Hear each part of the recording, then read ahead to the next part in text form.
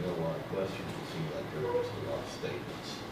And nobody, I wanted to ask a question about unfunded mandates, but.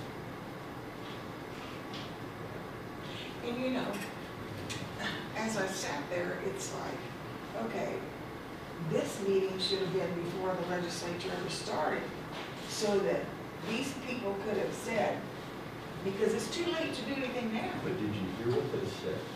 This was, I thought this was interesting. Every one of them said that you've cut our budget. Mark even said that this morning. He said, well, the legislature cut their budget. I said, no, they didn't. The budget's the same as it was last year, plus 10 million. Right. That's not cutting the budget. But they wanted more, right? I mean, they cut it They back. wanted 20 million more than what they got. Okay. They wanted 30 million. I just,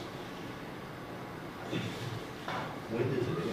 I mean, state budget already, is it 50 or 60% of our state budget goes to education already?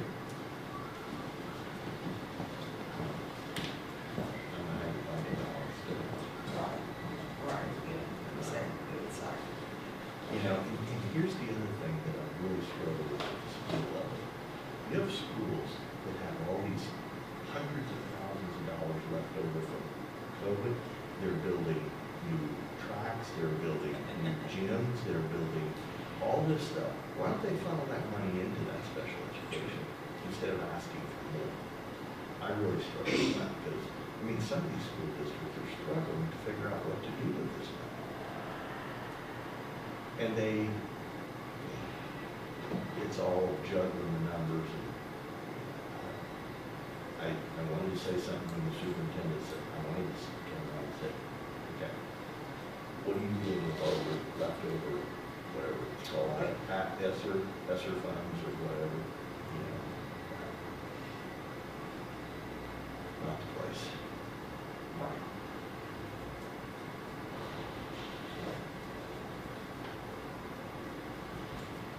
Yeah, like I say, a lot of it should have just, Did you know any of those people as well which, that were dominating the conversation? I didn't know. I never heard of something. well, the one of them was the special ed. Right, she's from here. Yeah. Now, the lady who asked about the lottery and stuff, I had no idea who she was. The lady that sat beside me, they had the last question, you know, about basically about abortion or whatever. That was that Diane.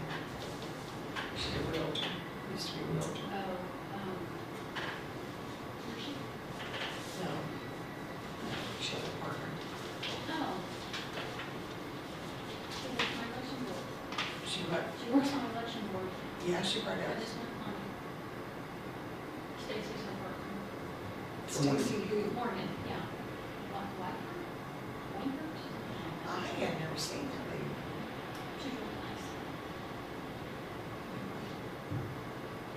Yeah, that's one of the big house cut it off, which we believe because it was like a girl. I said he'd walk in and listen for a bit and then walk back out.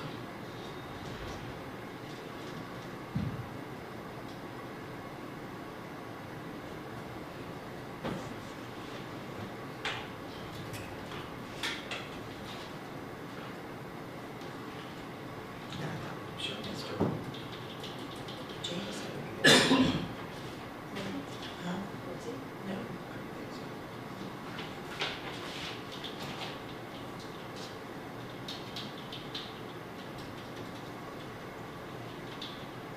Don't be in to go around with the machines. I'm sure. Yeah, I was somewhere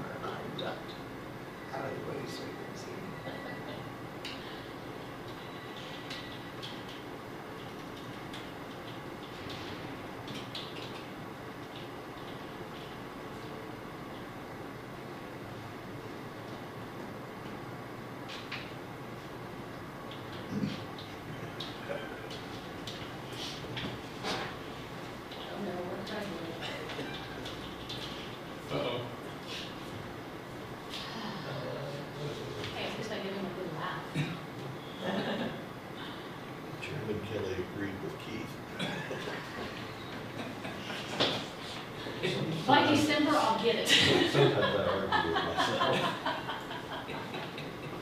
That just made me laugh. Oh.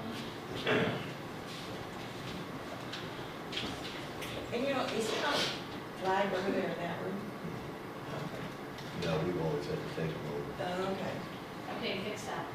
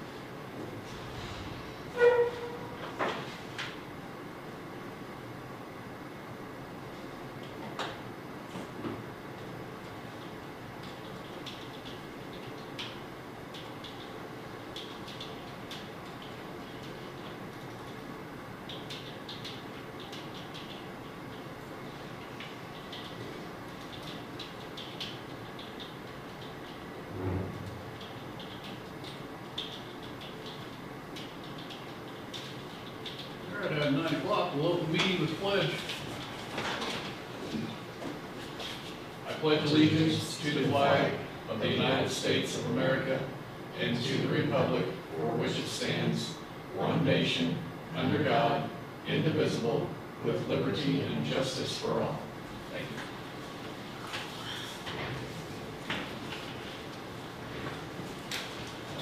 All right, we just got a couple of things here right now. Before Road and Bridge gets here.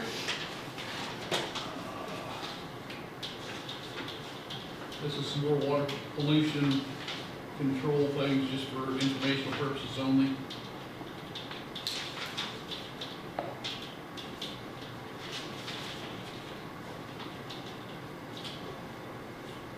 See if it's on here.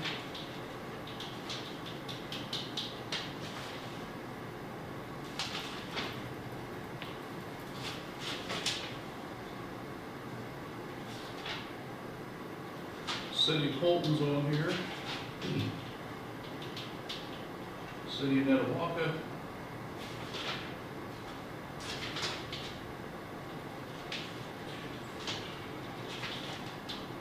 That looks like it. Does anybody want to look at this?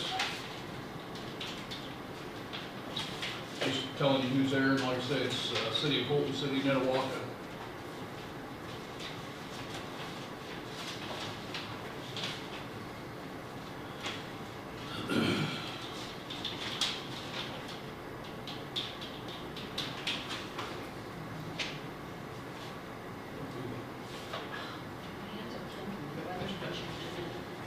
I'm looking forward to Thursday.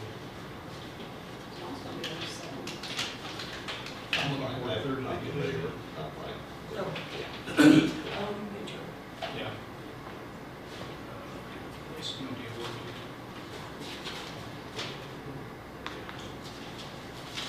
there's all that stuff. All right, we have a request from Jackson County Junior Reader Program. It's an initiative of the United Way of Tall Valley Young Leaders Society, trying to get books out to elementary school kids. Have we done this before? Is Never heard of it before. this a new thing they're doing? That's all.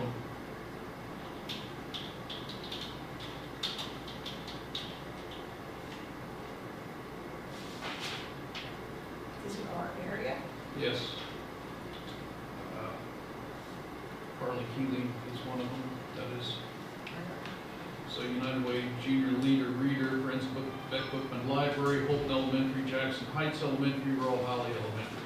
I'll pass this down to let everybody take a look at it. It's through the United Way, so.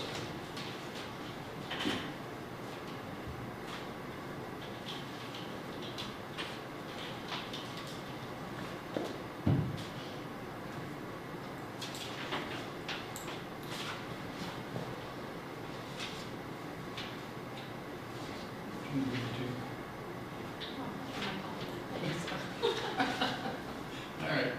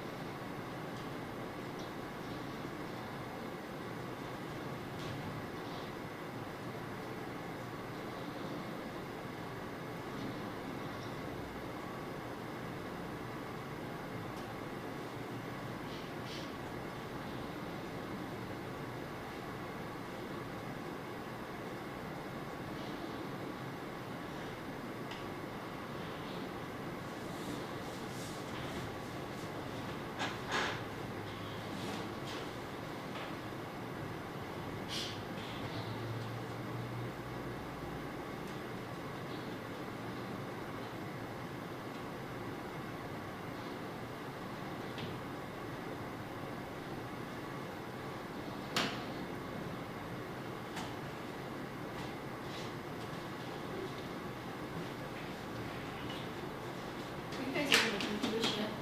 They got No, it fixed? I'm still on the, let me double check. I'm still on the administration internet, not the commissioner, so no, I can't get the printer. So we need the guy up here to, if I need to come up or leave the computer or whatever. They were supposed to be up here, so.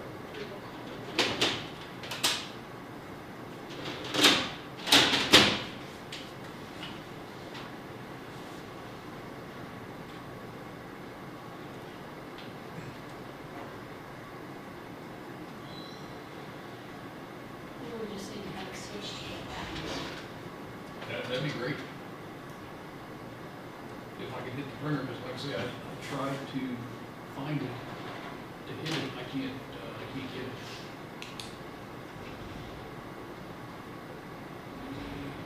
Maybe I'll just see if you guys can just switch over to that one, because I think this is the hidden. Okay. That's fine with me, however we want to do it, I don't care.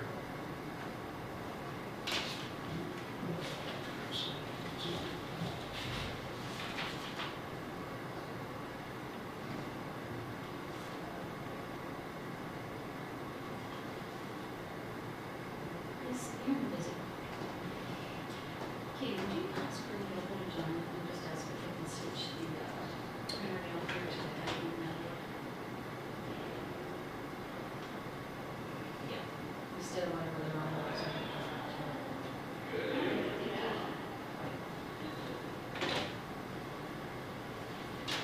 It's actually commissioner printers being offline.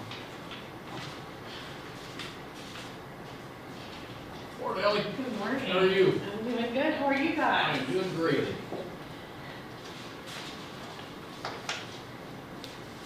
So we may need to find out about that too. Like I said, status is showing us offline on commission room printer.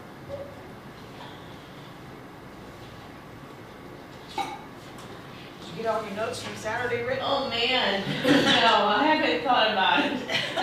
I'm like, I'll do it later. I'll do it this afternoon. There's a lot that was touched upon, so, we'll see what all I can get in there. Thoughts? I'm not in favor of sponsoring the, Okay. they give you amount of money that these schools have sitting there, again, just what I talked about. They can buy all the books they want. That's my personal. Any thoughts, Linda? Well, I thought they got books from, you know, there's always been in the paper before where they hand out books from somebody or I think it's Dolly somewhere. Martin or something, yeah. Yeah, And but I I'd think really there's- like to know a little bit more about it, or thinking Exactly, about it, so I mean, I that's, don't. I think we just need to, if they want to, come in and talk to us about it, tell us what it is, rather than just send this letter, I think that'd be a good thing to do, so, whatever, that's up to them. Because I did think there was another group that brought books. And that, there again, I don't know. So, Yeah, and the other, the money side of it, where would that money come from? yeah, I have an update, Mark, whenever you want to put me in from the fire department, from the meeting that I went to the other night. perfect. And we gotta talk about the conservation district meeting and everything, so we'll throw that here. Good morning. Some of that update may come during Scott's report. The fire meeting the other night. How are you doing? Not too bad, how you guys? Great. Good weekend? You bet. Wonderful. Just go ahead and jump right into you. Yep, got it right away. Okay.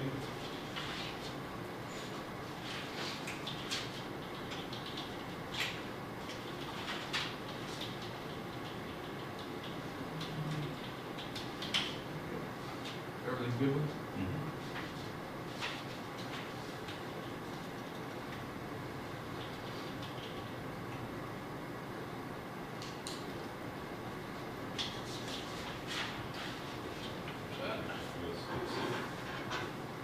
Where's that? 198, Carl and Mary Ann Jarbo's Oh, property there. yeah. This one I need. Well, some of this one. Okay, two of them.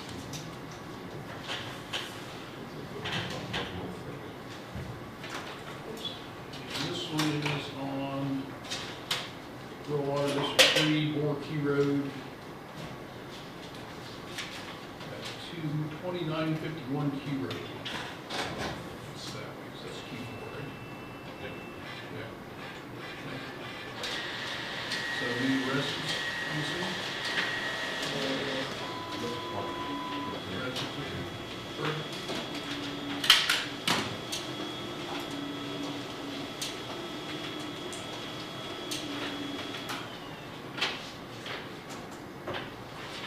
Maybe want to see? Okay. If it's a board, Sorry. yeah. Yeah. Yeah. And this is our annual report for the noxious weed. All of you to sign. Okay. Spots. I think they'll, I think there's proposed legislation at some level that want to take glyphosate away or doing something with it, if you really know about it. Take what away? Roundup. Roundup. No, I just, yeah. So you haven't heard anything about that? No.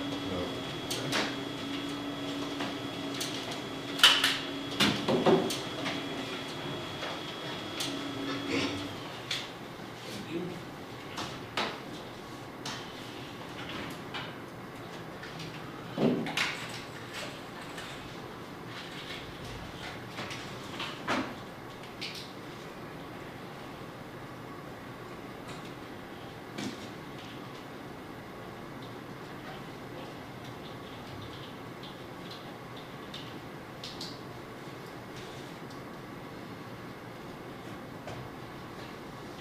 Is that a report that goes to the state? Yes.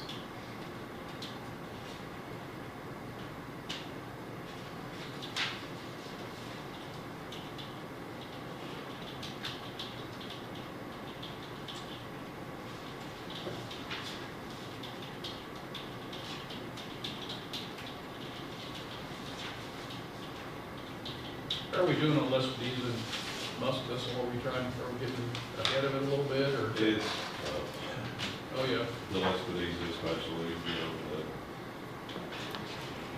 the people that have really gone out and tried when we have sent letters out to them. Yeah. We've got a couple of individuals that don't believe that noxious weed law is actually a law. Other than that, everybody seems to get right on top of it. It is something you're just not gonna go out and spray one time and be done with it. No. Well, I will say that, when I was able to spray, a large area, rented one of the sprayers down in noxious weed, went out and sprayed a large area, and, I could tell the difference, with that, so, but the next year, that fall, I tried to get out and do it, that spring, I tried to get out and do it, and unfortunately, couldn't get down the road and do it, so, I was just out, so. But we're working on it. We gotta stay on top of it.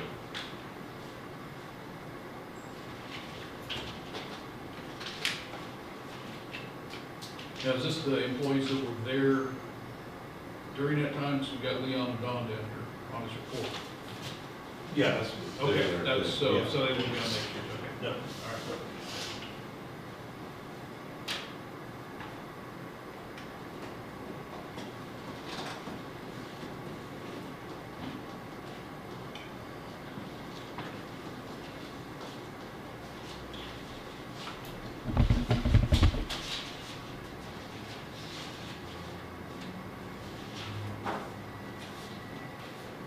You agree with the figures? No? You agree with the figures? Yeah, I agree.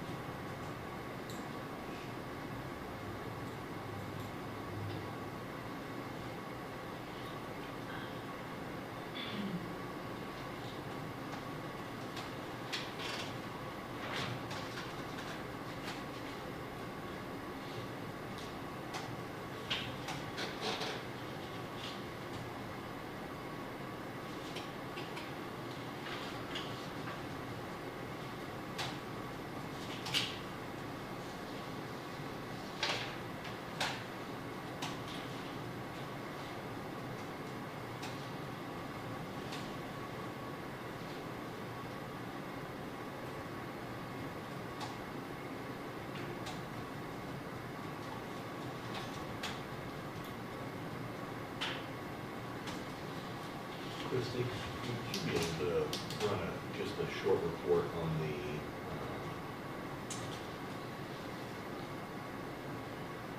money that we get in, from the alcohol and what's appropriated and what isn't? That would be part of our conversation later here, I think. Can I have just a copy of that for you?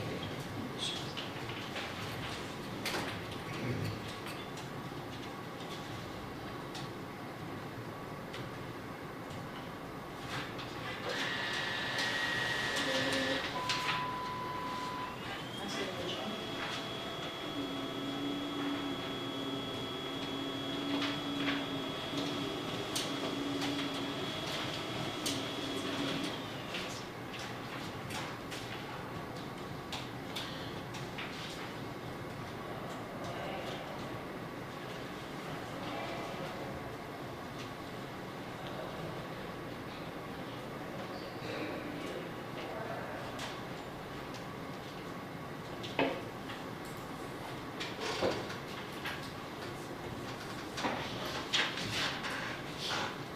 This is the same report you do annually? Did you see anything in it that different than last year? That's, just about the same. Every year. Tell them how many gallons were sold. Yeah, This is for the state. locations, yes. and shows how many acres you go out and survey each year and. Correct. Yeah. Because this is one of those unfunded mandates Yes. that requires us to handle all that. But there are no unfunded mandates from the state. I didn't get to ask that Did I say question. that? I did, You did that, you did? yeah. I didn't. No, you didn't get to ask it, okay. I wanted to. You would Couldn't get have, awarded anyways? you would have had to jump up and.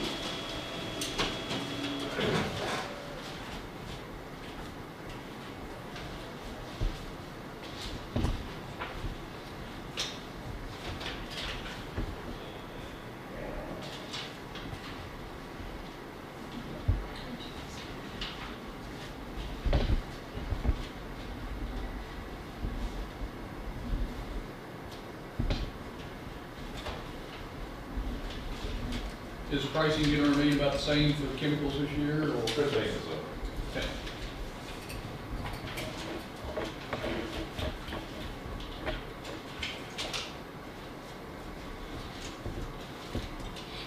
I don't want any surprises when I come down there. well, for you, it'll be a special for us.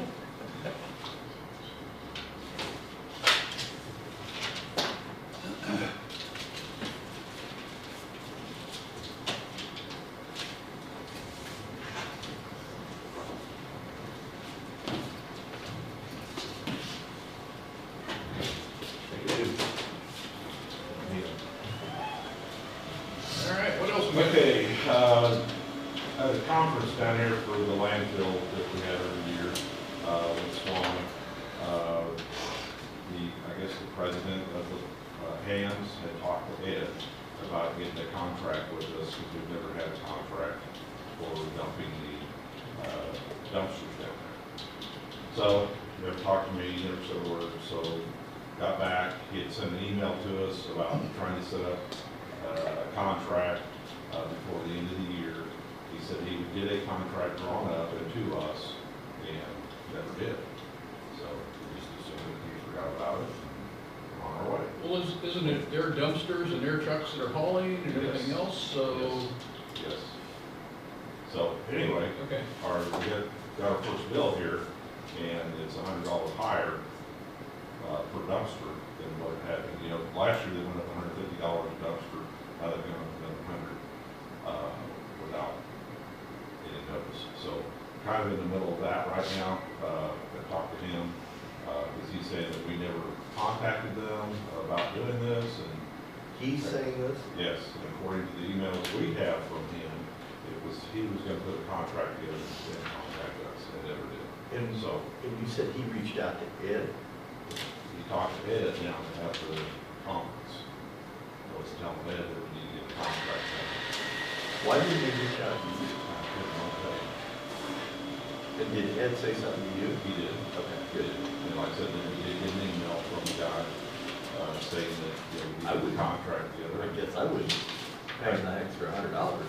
Well, that's kind of where I'm at, you know, it's, What do you guys think? Yeah, I mean, I don't see We're not, we're where, still under the old contract. we got no we notice. never had a contract. We didn't have, yeah, we didn't have a contract, but we got no notice, we got nothing, and when, if you have the email trail that shows that they said that they would contact you and get you a contract, and they never did, then that's on them, not on us. I just, you know, not pay the $100, and you wanna get a contract or Kind of the legal, road we're heading down, so. tell them we wanna get a contract or legal, then we'll review it and, go from there, but until they do, we're sticking with the old price, because we got no notification they're gonna raise it. What are our other alternatives? One of the options we're looking at is other vendors. In the same Someplace else. Are there other vendors? Couple, Martin and that new one that came into town. LSR. LSR or LRS, something like that, yeah. Check with them.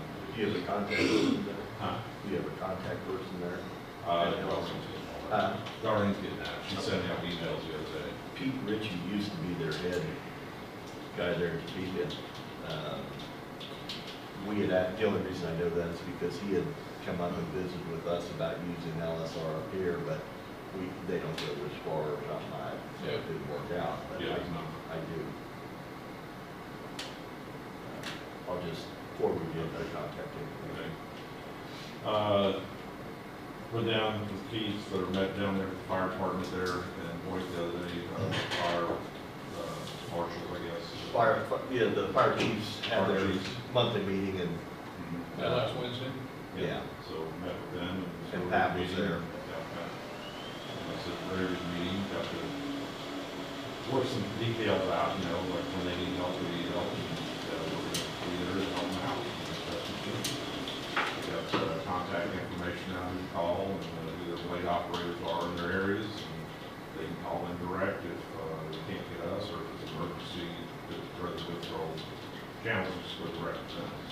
Basically worked out some of the details too of who's gonna make contact with the blade operator in their area. We don't want 14 different firefighters calling, we want one person. And we're not gonna go blade every road to get them in, you know, it's to get someone into a fire and they'll follow them in. We agreed that, you know, if they were stuck with their fire equipment, we would assist in pulling it out, but we would not pull out personal vehicles. Individual vehicles, yeah. Too much liability there. Just some things like that. I think it went over, I think it was a really good meeting, very productive. They have an updated version of what roads we handle, what roads the tribe currently is allowed to maintain. And we also stated that if for some reason tribal wouldn't respond on a tribally maintained road, that we would, because they had that situation here, I guess, this winter. Yeah, it sounds like it. They had to carry a guy out on the backboard for half a mile because tribal wouldn't show up and blade the road. So we need to Based on their document those cases too. We need to document those cases. I don't know, you know,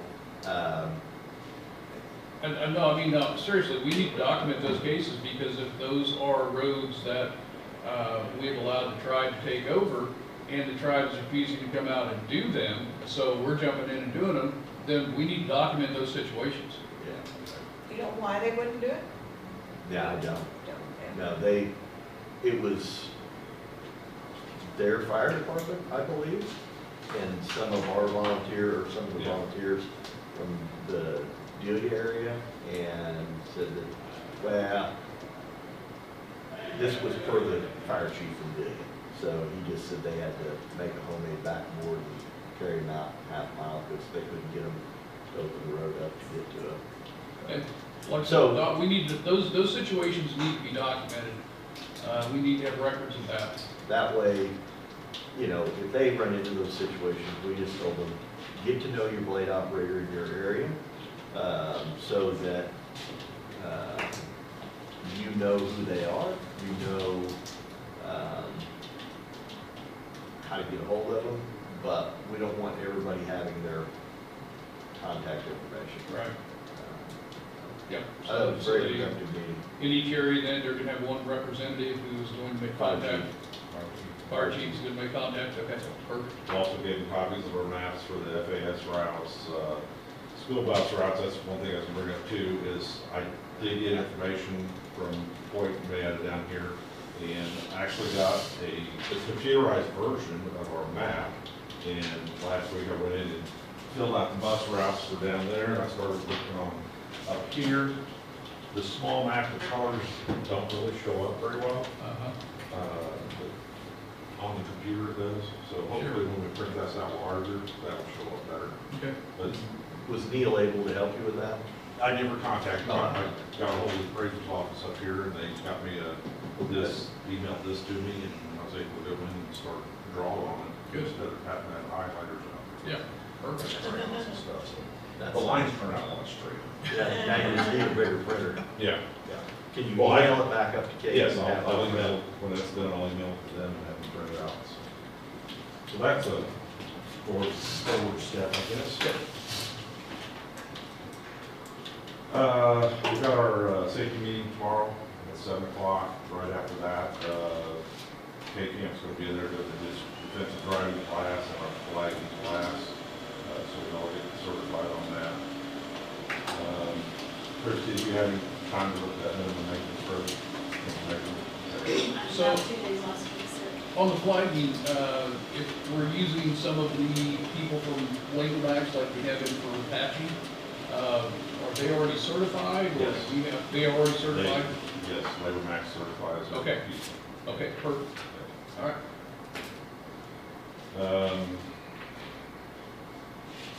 The LTAP class that the guys are going to go to over here for the road maintenance got canceled. It's rescheduled now for March the 4th, still in Leavenworth.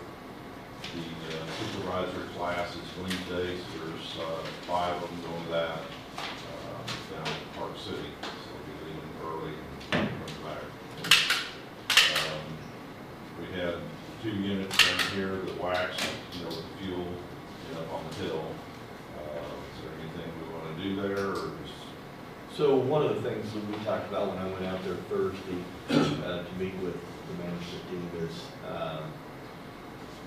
take a look at funding a building similar to what we did out at the landfill, just a 3-sided steel structure that they can back those in. Sitting up there on that hill, I think that's part of the problem, that Oh, yeah. there's no protection. And honestly, as cold as it got, I mean, I'm speaking from experience because Vicky drives bus for Holden. And the Tuesday before it was supposed to get so cold, the maintenance guy went down there and filled all the buses, put in additive, put in 2 different kinds of additive, and had them plugged in, the whole 9 yards. There was 2 of them that, for whatever reason, they left them running all day, and for whatever reason, they gelled up, flaxed up, they were just, so, and I talked to Bryce a little bit about this too, and I think that when we have a situation where we know that we're gonna get this cold, that we need to be a little proactive and, put in some 911 or HALs or whatever, you guys found down in Pico last year. Yeah, it's very expensive stuff. Sure. But I start with the house, I think, and if we have to go, we still got like 6 gallons of that here. Okay. But yeah, I mean, when we know it's gonna be a little bit bad, I mean, let's be a little proactive and go ahead and put the treatment in But about, because the, out of 11 of them, we only had 2 yeah, did that in one time. yeah, And like I said, those are the 2 that sit on top of that hill. sure. So I guess out of that meeting, we were talking about maybe trying to figure out, you'll need to bring us some sort of a bid that talks about how much money, but maybe you can factor that in, not for the 25 year, but for 26. 26, and that'd be a good idea. To build some sort of structure, because you've got 2 blades and a dump truck. Right now. Yeah. And And so, a pickup will keep in there also. yeah, something that we can Yeah. back that equipment in, build it on the north side there, open to the south, and And like I say, that would be a good idea. I would like to see something like that done, What did- not build it for a 3-bay, but, what did we have in the more water? wide, so we could, We were right at 25,000, so we went down there at the landfill. That's without any electrical. what was this one up here at the road and bridge? 85, I think it was. But that was we- with our we own had- material, We too. had a lot of the materials, right.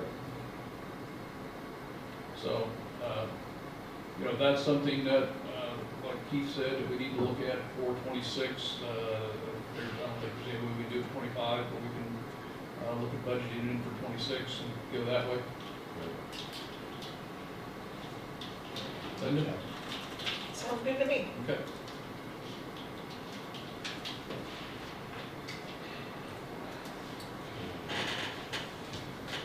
All right, they'll be doing some work on the 254 bridge this week, trying to get that wrapped up, well, except for the backfill,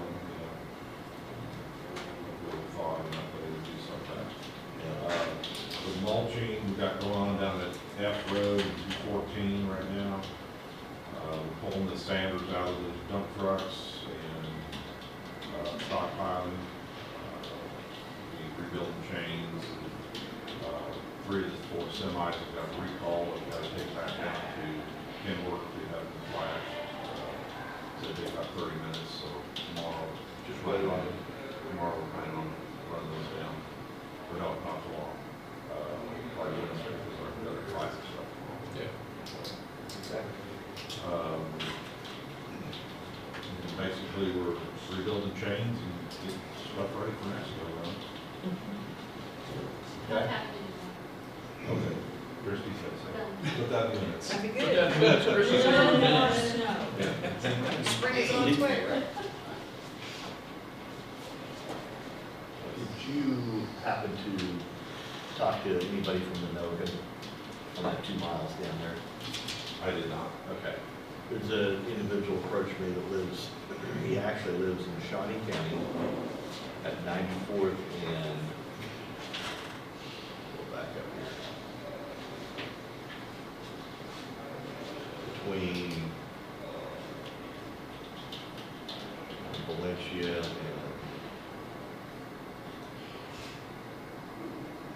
well, it's I, it would be I.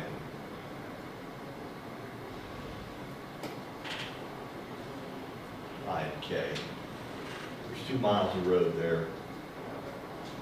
Our blade, when he's doing his normal blading, comes down, hits 94th Street, goes across those 2 miles with the blade up, goes to I, because they're not ours, they belong to Minogan, and they're the only 2 miles in that section that goes over to I, and then goes continued blading.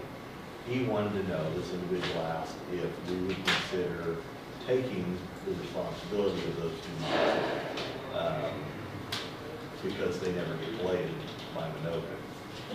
And so I brought it up to Scott. He was going to reach out to Minogan. I just wanted to make you guys aware of the conversation and get your thoughts on it.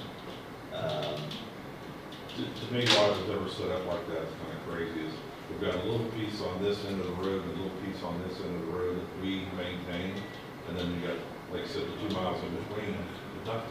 Right. That they're supposed to do.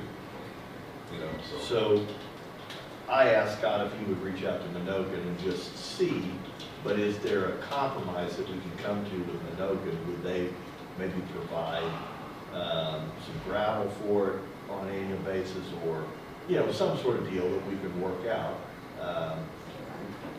Then one of the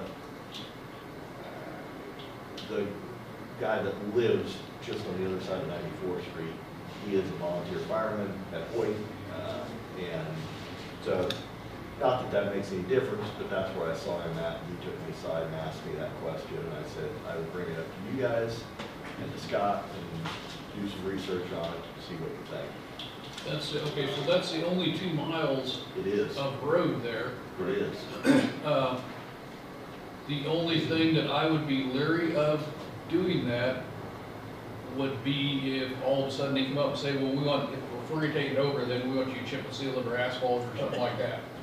Yeah, well, That would be the thing that I would be, it would have to be a contract, we'd have to have we've done this before with Soldier Township, where Sure. they took over well, some, but the thing then is they had a mile to trade with. they did, and These guys so don't.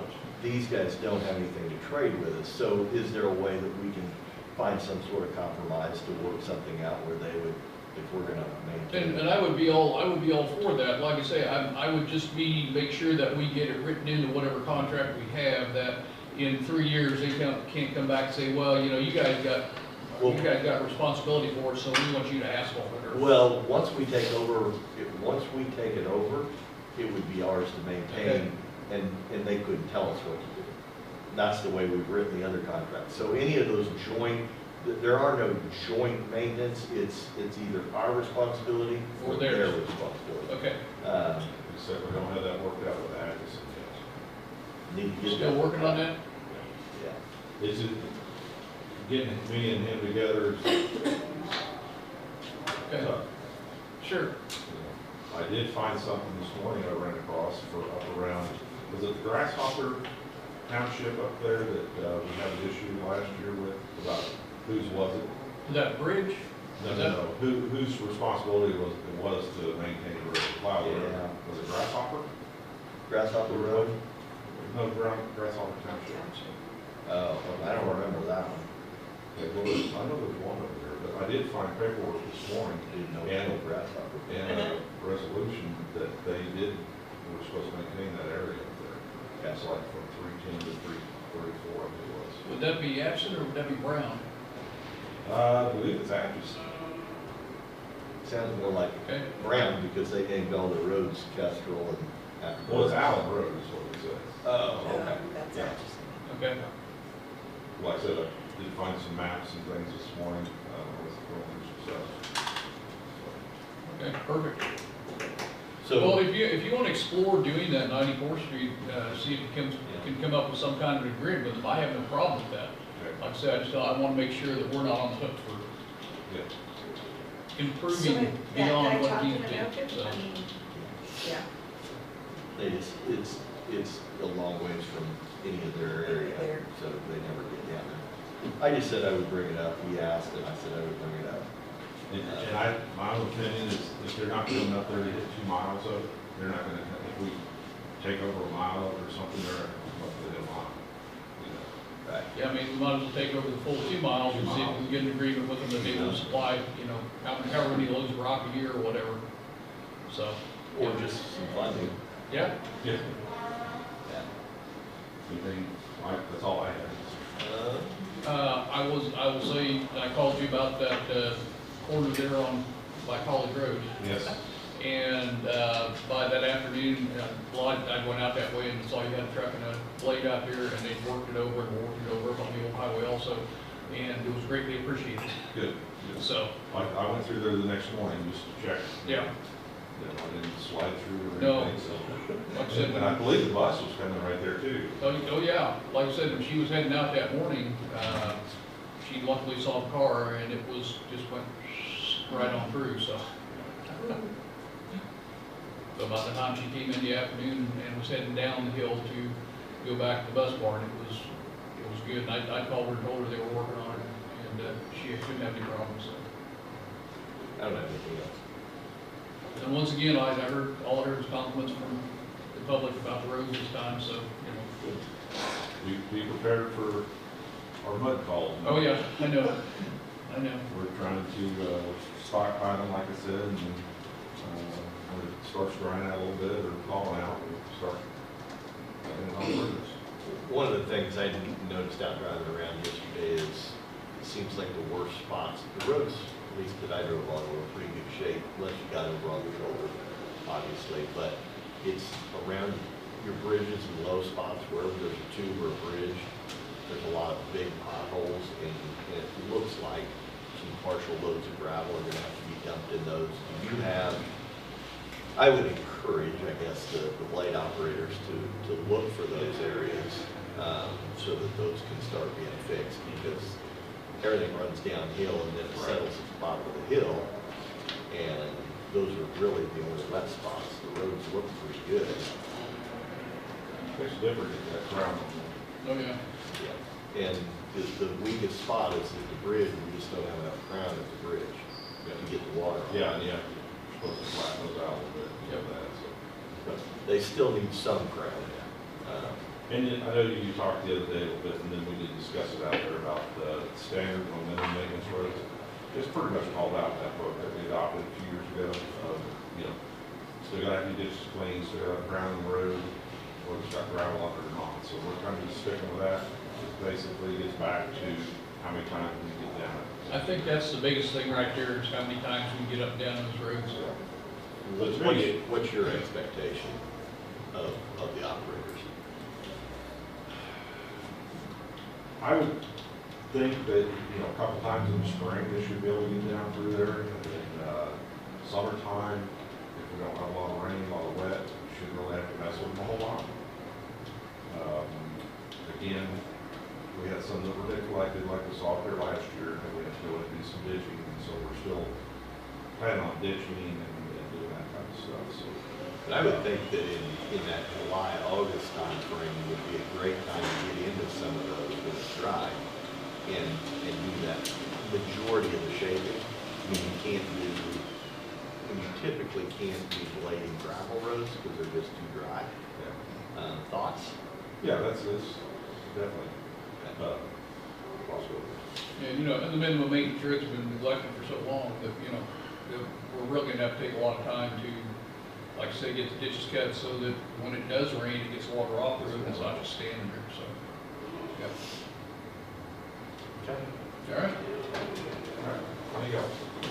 thanks, Scott. Whoever's laying my road is doing an amazing job with the snow. I've never seen them so fast hit our road since I've lived there. Like, I was like getting my coffee ready and I could hear it, oh, he's up, okay. I'm like, great, I'm not rushing to work. But, yeah, whoever it is, I'm a big fan. That's what we like to hear. Is that the, Gerhardt will have I it. think it's the new guy that we just hired for that. I mean, Okay. because we had that big snow at the beginning of the year, or in January, or whatever, and he was there by like 10 o'clock It that was the- morning. It was The the next new day. guy down in that area that took over. That would be, it was Bob and Weston who've been down that area. Bob and Weston. Then Weston was quit, you know, then he Yeah. got AJ, kept pulled up on the truck, because he was interested in learning how to run blades. And AJ's from up here, Holden. Yeah. Yeah. So, but if you park down here, works out okay. Okay. Well, you do good. I know there's not a lot of us down that road, but it's appreciated. Some of us have to go to work when it snows. Yeah. All right, thank y'all. See ya. Unfortunately. Thank you.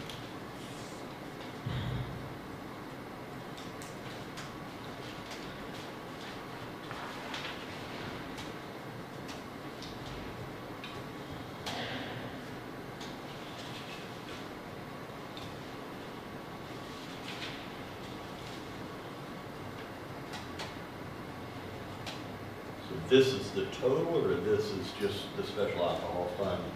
It doesn't, this isn't the Parks and Rec, the other third that we go into Parks and No, Rec? that's just college, you want Parks and Rec also. That's just the alcohol fund. Just the alcohol fund, and we distribute like to the schools, the $15,000 for that. Yeah, let's look at the Parks and Rec one too. So the reason I had Christie pull these two funds up, I just wanted to take a look at them, but at the fire meeting the other night, Chris Gordon, who's fire chief at Delia, he is also their chair. And so one of they're looking to possibly purchase a piece of equipment. And instead of each fire department owning one, they wanted to know if we would purchase it. And Pat Gordon was there, we have a county trailer, emergency trailer, Okay. and Pat's in charge of it. But this piece of equipment is about, in a hard case, it would be kept in that. But what this equipment does is all firefighter respirators, and don't ask me the acronyms and what there's some difference in some of them, but the majority of them, I think all of them, use the same kind. They're required to be tested on an annual basis. It's $200 to $300 per device to have it tested. And then somebody has to come out. What they would, and what happens is a lot of these guys, these departments end up not doing it, so they get behind years. Sure. No, I understand that 100%. So you're familiar with those? Well, I'm testing? familiar with having send them out and get them tested, Right. because Goodyear had to send their, So what they would like to do is buy this device that does the testing. It's a little over $11,000. If we're in the conversation, either Chris or someone from this company will come out and visit with us. But it's in that $11,000 range, and then there's a 3 and 5 year warranty on it, and that includes all software updates. It includes some maintenance, recalibration, which that machine's required to be recalibrated on a annual basis. yeah. Who would be responsible? Pat would. Pat would be responsible for doing the calibration and the No. testing on, that's, I'm on the sorry. calibration and testing on the units. No, Who would be responsible for each that? fire chief. Each fire chief would be responsible. That's Who would be responsible for the cost of training those folks and getting them recertified every year to be able to do that? I think that's a question you'd have to ask Chris. Yeah, because I mean, that's, it's He not did just, indicate to me that he had to be certified to do that.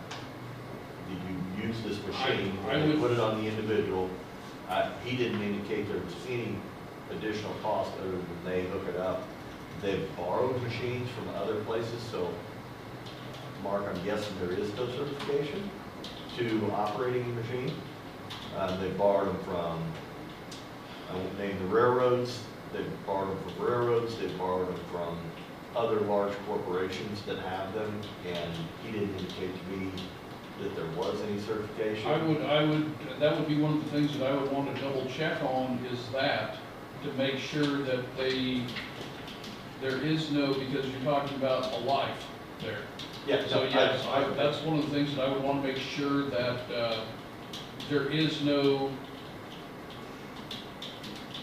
there is no certification. I mean, yeah, you can get the machine, you know, ISO 9000 certified and NEC and all that good stuff. But if you're going to be the one responsible for actually physically doing it, then that, I think And that Chris would be would come up something we and need to answer talk those about. questions. Yeah. He didn't indicate to me, because I asked him, what other, is this it? He said, that's all we, and so what they would do is, then Pat would be in charge of checking this machine out Mhm. to each of the 8 fire departments, including Holton, we would allow them to use it.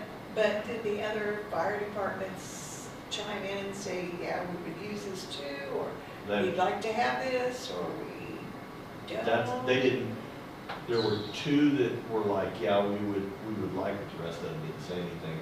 They didn't object to it, but they've got to have them tested somewhere.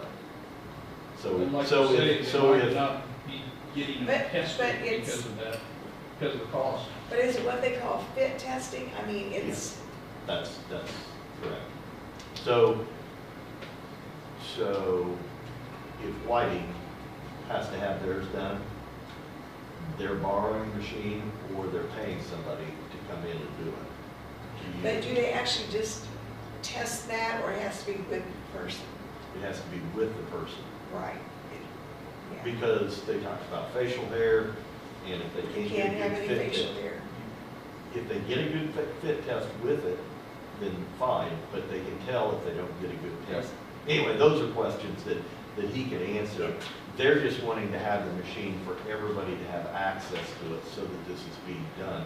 Because he indicated to me, and again, all the chiefs were there, the representatives were there, there's a lot of it that's just not getting done.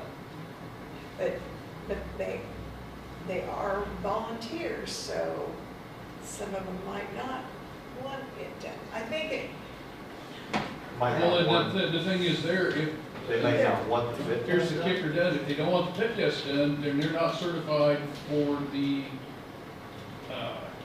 SCBA, self-contained breathing, self-contained breathing apparatus. So they can't they can't put it on to go into a fire for that. If they do. So they're gonna stand out there on the sidelines going like this, And and if then they they'll do, be if off they get on their hurt, fire there's department. gonna be a liability will be on them. Yeah.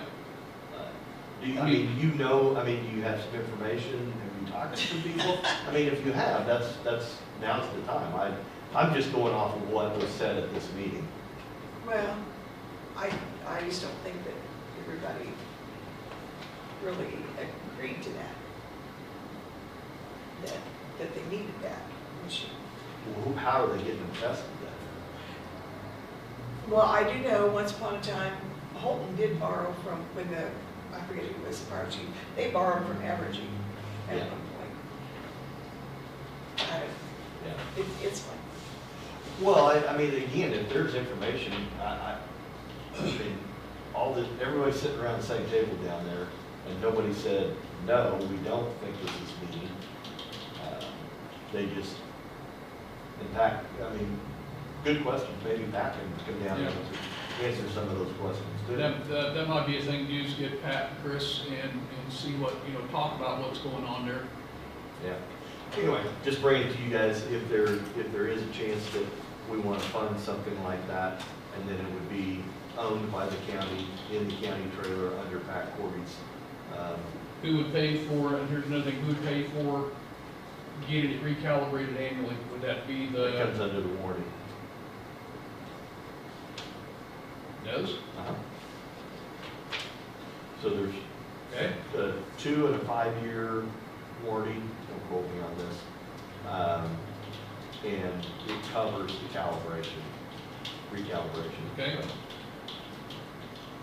Again, if you guys want to extend the conversation, I would invite, Pat and possibly Chris and maybe somebody from the whole fire department, Yeah, I mean, I think that would be a good idea have a to conversation. have a conversation about it, so. Yeah, let's do. So it's not something that, it's purchased and really doesn't get used? They've got to get done somehow. They're required to be done, let's put it that way. Are you saying So that I'm it's just, not required? so I'm saying if they haven't had it, I mean, you think they've been borrowing this all the time from somewhere, or? We're just not doing it. There's a company out there Just that not will doing come it. in and they'll, according to Chris, if you show up and there's 10 guys, they're gonna charge $250, $300 per individual to do these tests on an annual basis. There's a lot of guys that just aren't doing it. I don't know how that affects any of their workers' comp, if they would get injured, I don't know the answer. Right, that would be a question. Like I say, they are volunteers, so, But we cover their workers' comp. I know that, and so that would make a difference too, how insurance looks at stuff. So maybe, if Pat's available, we got time. Yeah, we maybe wanna- Pat can explain it a little bit. Maybe she can come down and talk a little bit more about it. I mean, here's under 1910.134, OSHA standard for fit testing. Fit tests must be performed initially before employees required is required to wear the respirator in the workplace and must be repeated at least annually. So, I mean, that is saying it must be done according to OSHA. So, and if some of them aren't doing it, then that kind of throws a wrench, monkey wrench in the works there. And I don't. Do fire departments fall under OSHA? I would think that they would. I don't know, there are some agencies that don't. Okay, here's a question. I just got to answer the question that I just asked. OSHA does not require that the appointed respiratory program administrator be specially licensed, so that answers that right there. Program administrator must be suitably trained in performing the test and maintaining the equipment, so.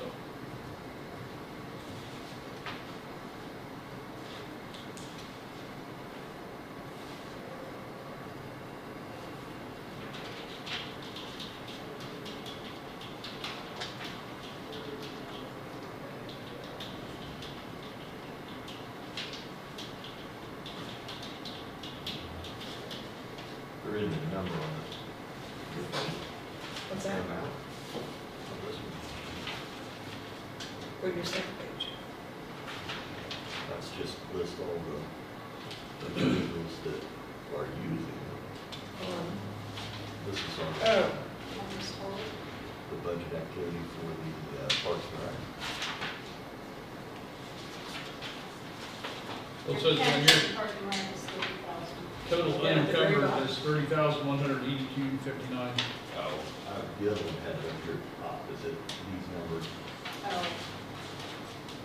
This is going to be, you're going to get that one. But it doesn't show, We don't okay. have anything on it yet. Oh, okay. Well, the distributions of March. And these are the distributions. Yeah, you would, living on the day. And we'll get the income portion, you said in March. state will send money again in March. Okay. And as far as the encumbrances on there, Wetmore, the $500 there is not gonna be a thing anymore.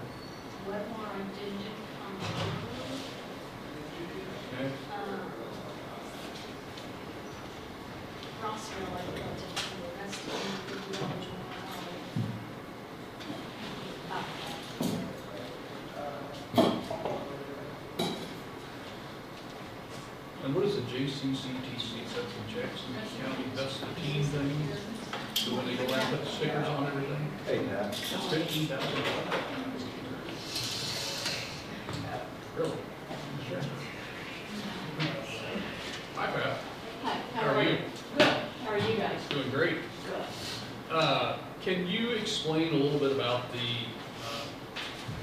SCBA? The fit testing? Yeah, Yeah, basically. and how that would work? There's, the fire departments are supposed to do this every year or every few years, and we used to have one in the county, but it kind of expired, and now they're having to rent out from county or whoever.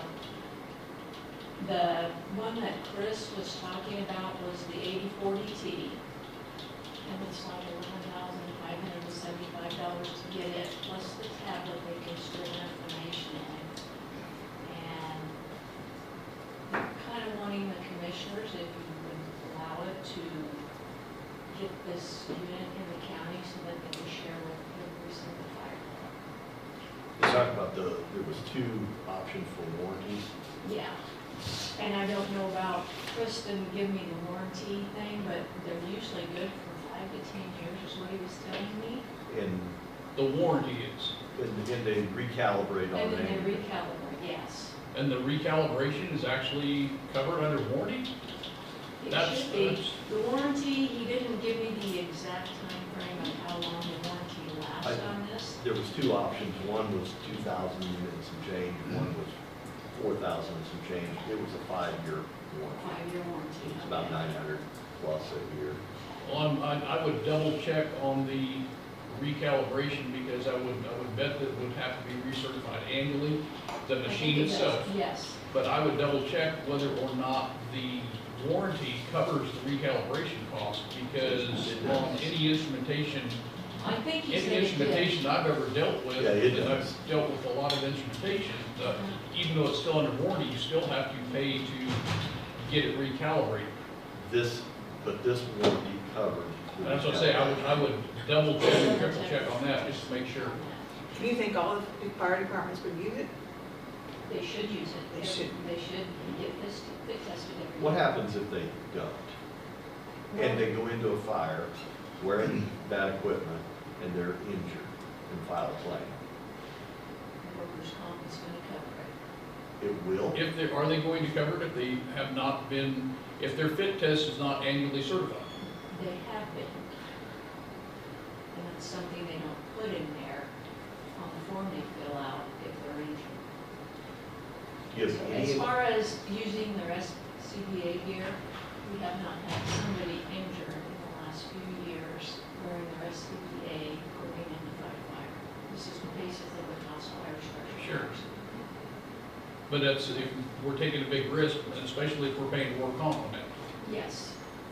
Most of the workers' comp is they fall out of a truck and hit a pole and Yeah. they twist their ankle or something, but as far as Right. fit testing, we have had no calls on it, except for maybe the guy from Hoyt Fire, but I don't, he was out maintaining the truck with hose and stuff, with no SCBA on, he had his bunker gear on, but not the full face mask. Well, let's say knock on wood that we haven't had that happen. Yeah, we haven't, but Uh, they should be doing fit testing every year, and they can't seem to afford it for each individual fire department. Chris thought this would be a good thing that they could just share with every single fire department every year to get fit tested. So if we did this, and we are allocating money to all of these entities, can we make it mandatory that the fit test has to be done annually? Can. I mean, to That would me, be a good that just bonus. makes sense. If we're doing this, It make would it be- it would be a mandatory. bonus. If we're gonna cover them on work comp, it should be mandatory that they're doing the fit test annually. To me, I think that's kind of what they want to put in place, but like I say, the money is what was holding back. okay? What do you guys think? Will you get any kickback because you're volunteers? We can find out. We can find out. Okay. Yeah, I mean, if there's an indication that there are departments that don't want this, and you may just reach out and talk to them individually, I'd like to know that information before we spend the money. Yeah, We got another meeting, what is this, in April, what is this, February? In April, so I'll have Chris kind of go over see this if you again. can pin them down to whether or not, if we do this, if we purchase a piece of equipment and we make it mandatory that each firefighter has to have a fit test annually, or whether or not that's gonna cause a kickback. Personally, I don't see why it would if we're trying It to shouldn't if they're trying to. help them. Yeah, The only hesitation I saw in maybe two people the other night at the meeting, they had facial hair. most of them have facial hair. So Yeah. find, But find two out of how them. many really are interested in it. Because if they fail the test with the facial hair, they're required to go shave it, and then. Yeah, and they can do a half-fit test with some of them wearing fake, but 90% of them have facial hair. Mhm. Fire departments. They always have. Yeah, So, and that's something I'll bring up with Chris, and what we'll do is we'll probably reach out to each fire chief and say, okay. Yeah, this is check what it we've out. got. and like I say, I understand your point, well, they're volunteers, I understand they're volunteers, but if they're volunteering and the requirements say that they're supposed to have a fit I test, understand, I see where you're I coming mean- from. I do. then it's kind of a, to me, it's kind of a moot point. Yeah. I guess I mean, if it's something that, I don't. I mean, has it, We've had it in place, and this has Okay. been when John Bailey was the it's fire just, chief. it's just not And been, it got used, and Not they been being transferred to each department that wanted to do it, and I don't know that we could require them to do it, but we could talk to Todd, but we could ask them, each department to sign a letter, sign an agreement if we purchase this, they will do it. I don't know that with them having, they raise their own funds through mill levy, and they have their own board. That may be a board question that we would ask each individual board to make policy to change that. I just don't believe we have the authority as commissioners to mandate that they do something. We need to check that out, because like I say, if we are providing Sure. the work comp, then if they don't want to do a fit test, then they need to sign off that they don't want to do it, and to me, that ought to take the liability for work comp off us. Yeah. I don't know. I think the path of least resistance would just to be have a conversation with these Sure. individual fire boards. yeah, check it And out. that's Have what, those yeah, fire that's what we boards. need to do. Have the fire boards create their own policy, because then we're not overstepping the bounds with them, but And Whiting had the last fire at Rose's Cafe up there. I'm sure they were messed up then, but, When was the last time they had a fit test? yeah. Yeah. And we had, what, 3 fire chiefs that went at the meeting last week too.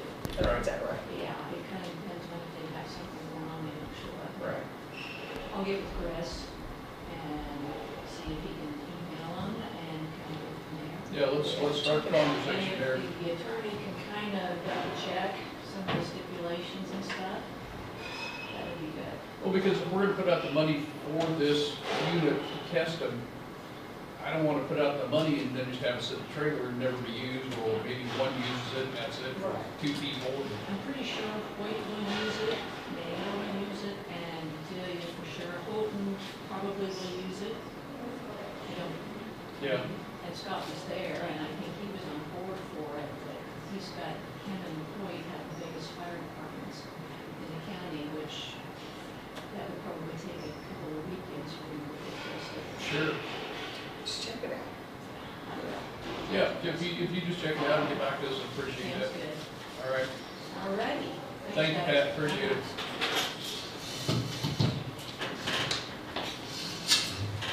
I couldn't ask you, we're doing severe weather awareness meetings next It week. is. I usually have snowplow Okay. Did you have any more on fire meeting? We're going to have it, and That's on the website. It was really good. They just didn't know I any just thought, contact. okay, Yeah. and said, There's a lot nearby. Each fire chief there is.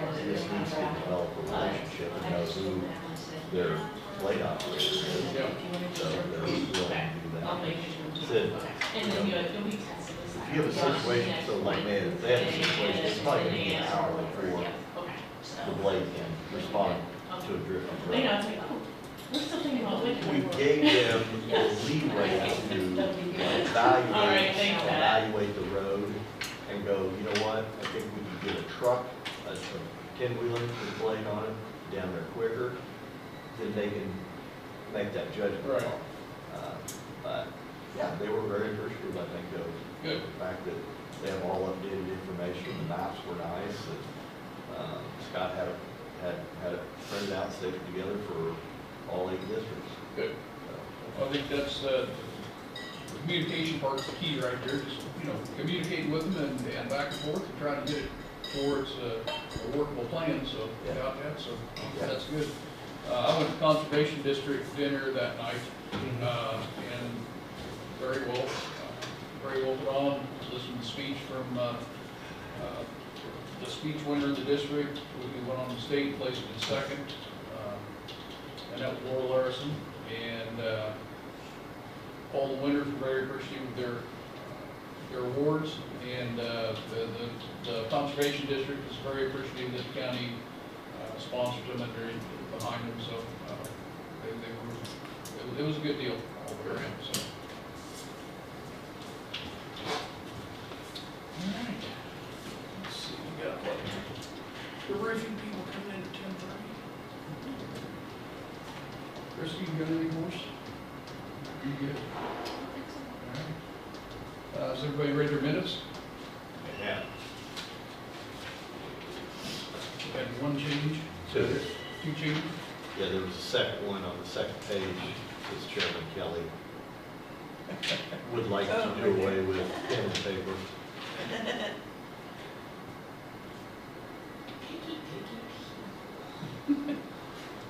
By December, we'll have this thing. It's hard to break myself after I've typed that for 2 years. Yeah. All right, if everybody's read the minutes, I'll entertain a motion to approve the minutes from February 18th, 2025 with corrections. So moved. Second. Okay, it's been properly moved and seconded to approve the minutes with corrections from February 18th, 2025. Any further discussion on that? Hearing none, all in favor say aye. Aye. All opposed, same sign, motion carried.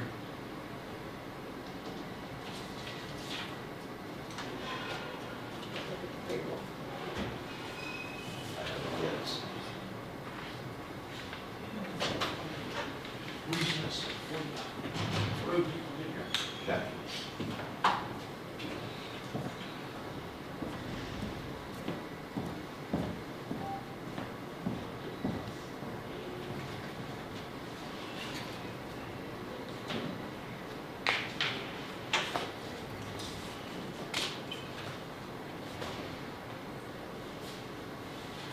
You won't have to wear your coat this afternoon. I know, I'm like, should I bring my heavy coat today? We'll all be sick. I think I'm next just week. gonna stand outside over the lunch hour and filter in that vitamin D. Wait till tomorrow. It'll I be know, better. I'm so excited. See you guys.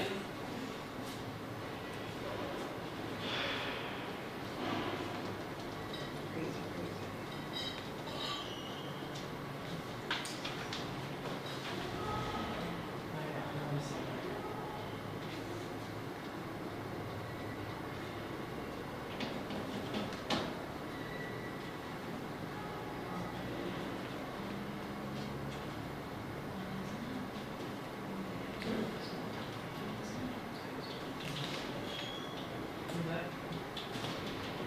Is Todd sick today or is that other stuff? Oh.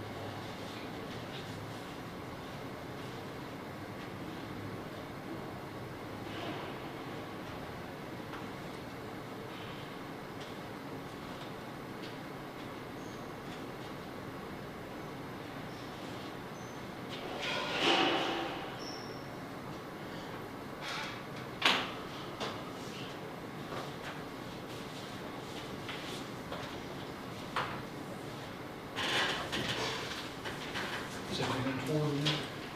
No, I just look at, it's within the right range, it's not.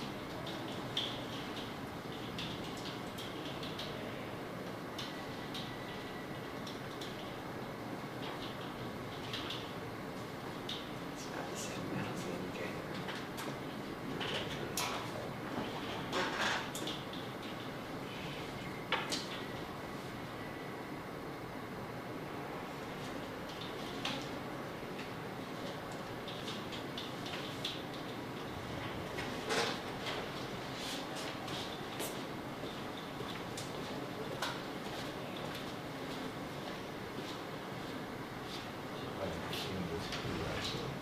These just are not being pulled out yet. There is a number of comments that these, because that was what I had all these things, that's the question.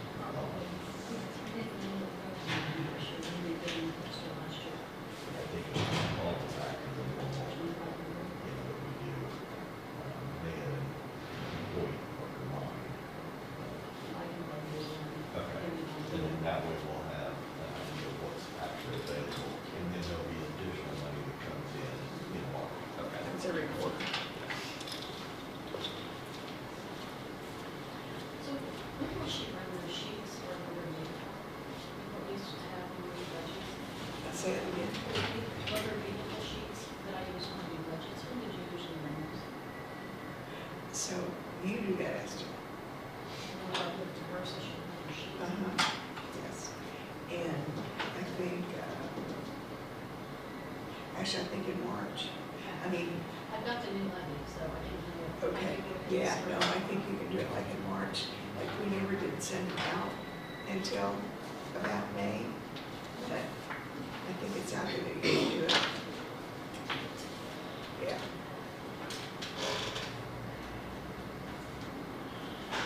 So you guys went to legislative forums. I couldn't go because I was also watching my granddaughter dance, but did you learn anything To the or what? the legislative Oh. forum?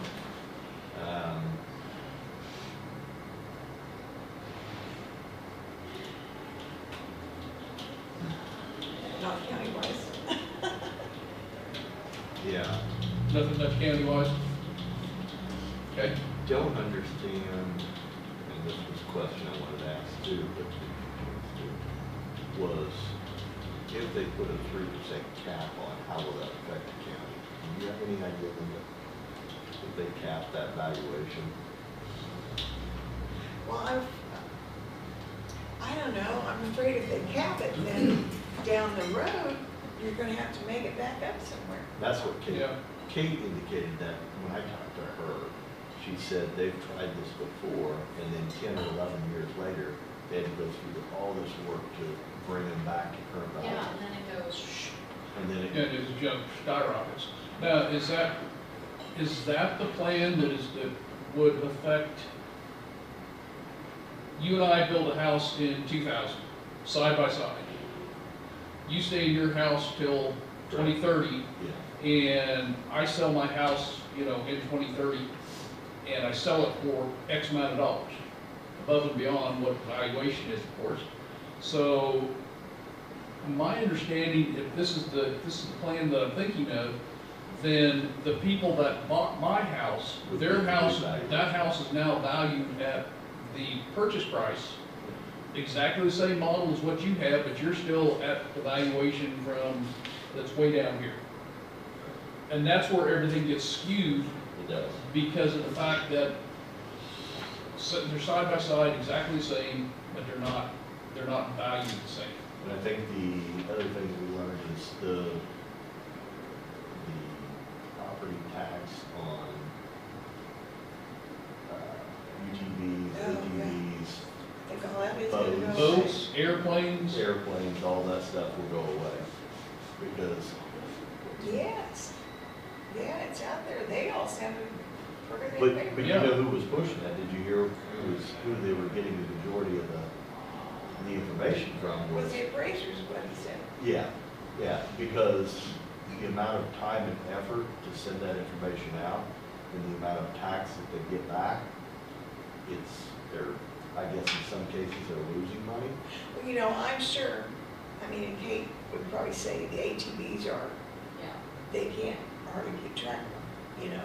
Like they wanted Kurt when they did anything at the lake to try to write him down. Well, that's not right either, you know? You Yeah. can't police them that way.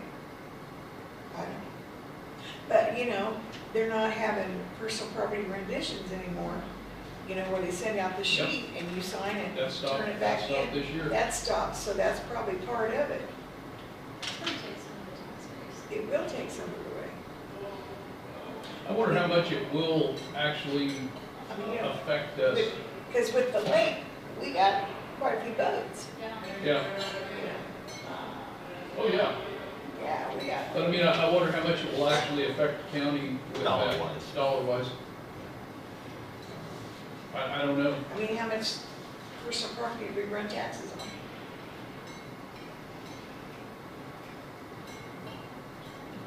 $2.98. How many, what? How many dollars do we run taxes on for personal property? We should, you know, I'm just Revalue which? curious what our Yeah. taxes for personal property were that ran.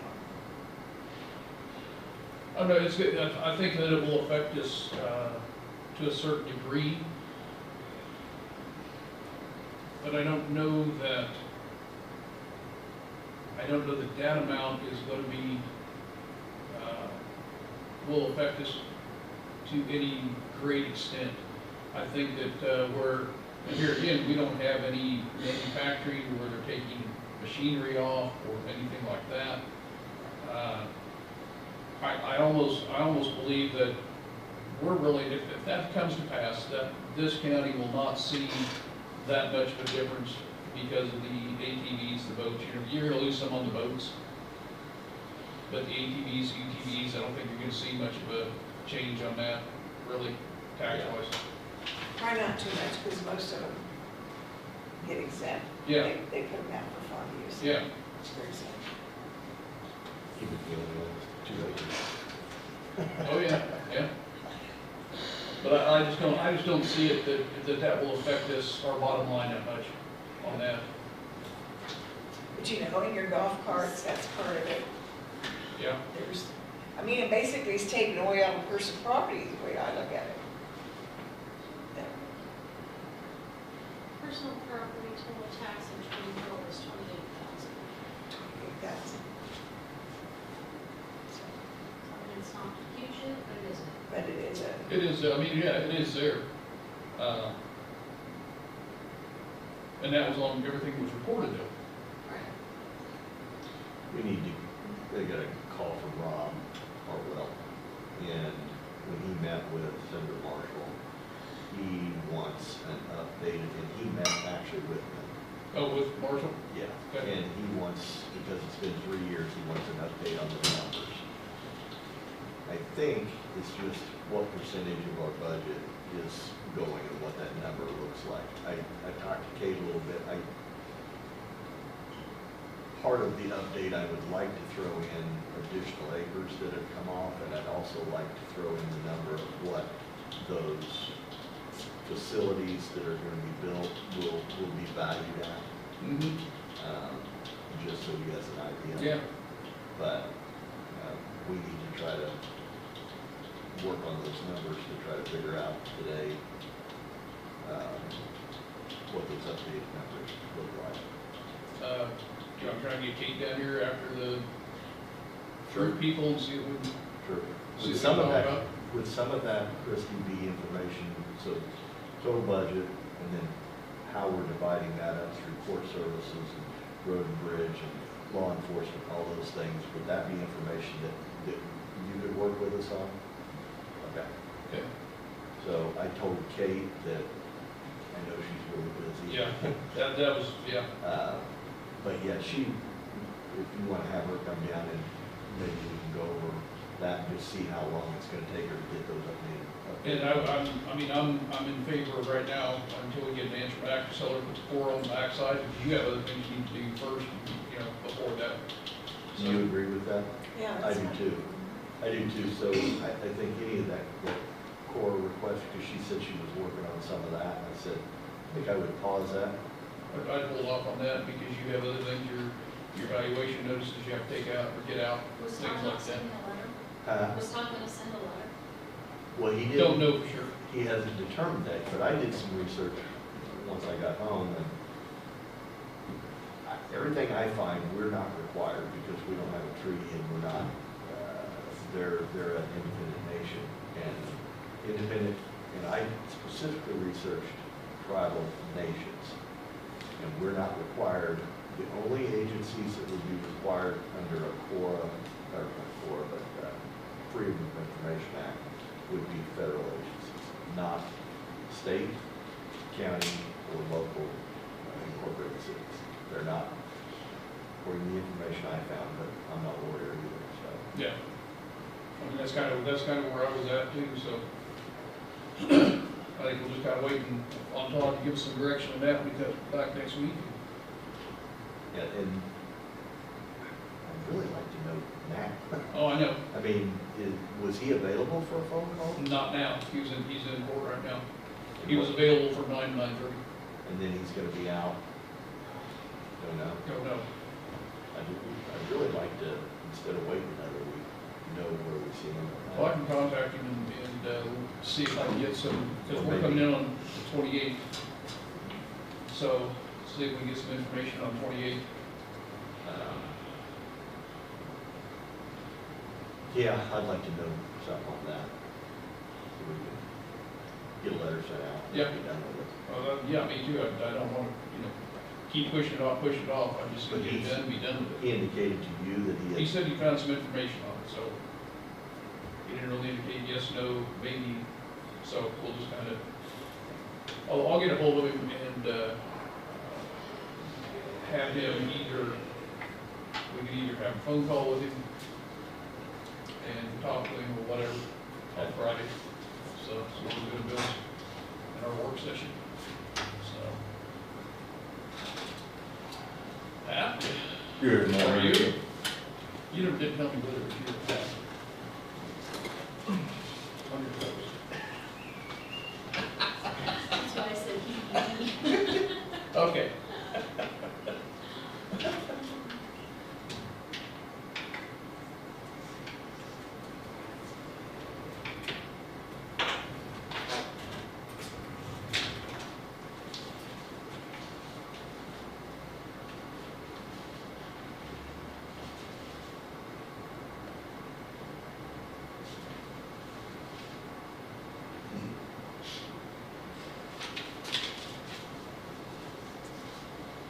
How we doing? I'm good. How are you You doing? doing great? Are you with Schwickerts Roofing? Yes, sir. All right, come on up. All right. How are you this morning? We are doing great. This is pretty formal. I like it. And good, Christie? Yep. That's you, okay? It's nice to meet everybody. Yes, sir. My name's Shaw Miller. We're Pruett. Nice to meet you. Nice to meet you. Shaw Miller, nice to meet you. He's over here. and then Keith Young, Nice to meet you. and then Pat Richter. And He's Pat. Head of Building Maintenance. Right on. Good to meet you too. So this is just kind of a brief overview of our services. We have a thing called Detective Tracker, and it's basically a preventative maintenance for your roofing system. So it's, you basically give the headaches to us. We inspect it once a year, and then we have an NTE, not to exceed. So if it's, let's say your not to exceed is $1,500, we're gonna inspect it, you know, every year. You're choosing, you know, some people do it in the spring, some people do it in the fall, just depending on what's on your plate at the moment, you know. So, and then we come in, and if it's below the 1,500 due to the repairs, then we just fix it. And then next year we look at the buildings again. Depending on how many buildings you have, you can get them inspected at different times, just at your convenience. Okay. And being a Detective Tracker client, you get 5% off of all repairs or re-roofs. Any work that we perform is going to be 5% off. You get priority, so within 24 hours, if you have any kind of a leak call, anything like that, we're here within 24 hours, you get priority, you know, turnaround from us. If we've got 4 things ahead and you're a tracker client, we'll put you at the top of the list. Like I said, it's basically just, I mean, I'm sure you have lots of things going on in this community. The last thing you want to think about is your roof. That's what we do. We worry about that for you. And you know, I don't know how new your roof systems are, but if they're still under warranty, most warranty companies require an annual inspection to keep that warranty in effect. So it's basically just a way, so basically our goal is to keep your roofing systems to last the longest. So we don't, you know, I mean, someone with a preventative roofing maintenance program, your roof is gonna last 3 or 4 times longer than if you just, you know, go reactive. We're proactive, so we're going to look at it and we're going to make sure things are fixed that need to be fixed, instead of waiting for a leak to come down and then you've got insulation issues and, you know, it causes a lot more problems. Any questions? Not so far. Okay. What's your current, I mean, your situation with the roofs in this area? I mean, do you have a lot of silly buildings, lots of different? We've got 1, 2, 3, 4 buildings. All right. But, Courthouse, Health Department, Road and Bridge. oh, Road and Bridge. And is that something that you Maintenance. could provide me a list just of the buildings that you're Oh, yeah, we got thinking Banner about? now too. What? We got Banner now too. Banner, the new, The new building out there. At the lake. Is that any kind of roofing, or is it just that? We do everything under the sun. TPO, EPDM, built up, mod bit.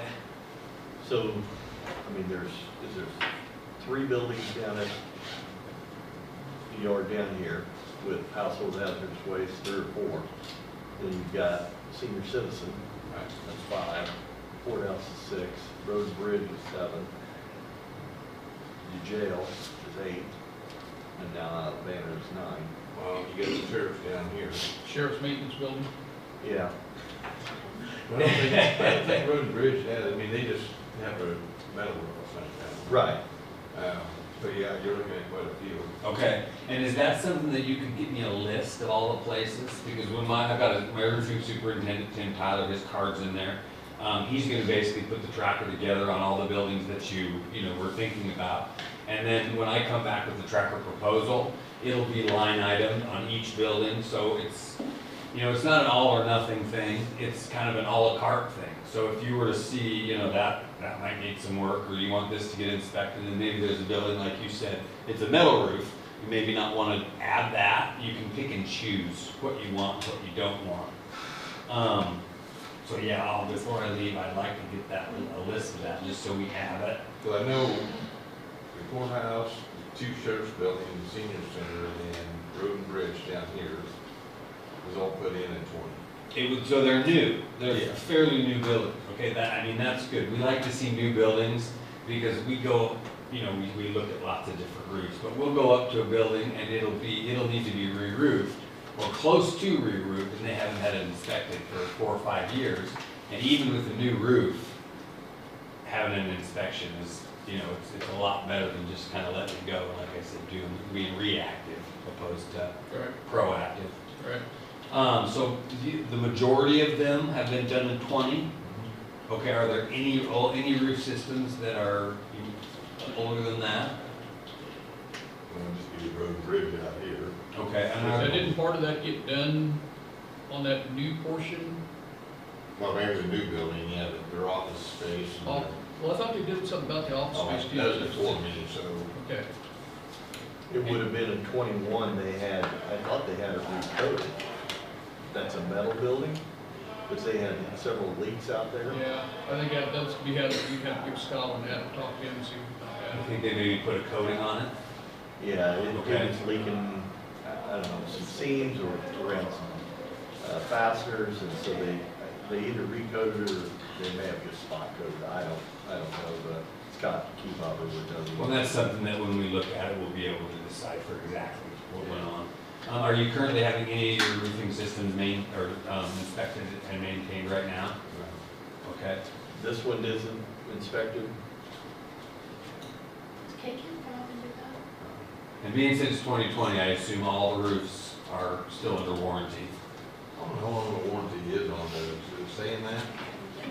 It varies, 10 years, 15 years, just depending on, just depending on the manufacturer. Do you know if the Garland or 15-year standard Firestone? warranty. What's that? 15-year standard warranty. Okay. And do you know who did it? If it was Garland or Firestone? Midwest. They look pretty bad.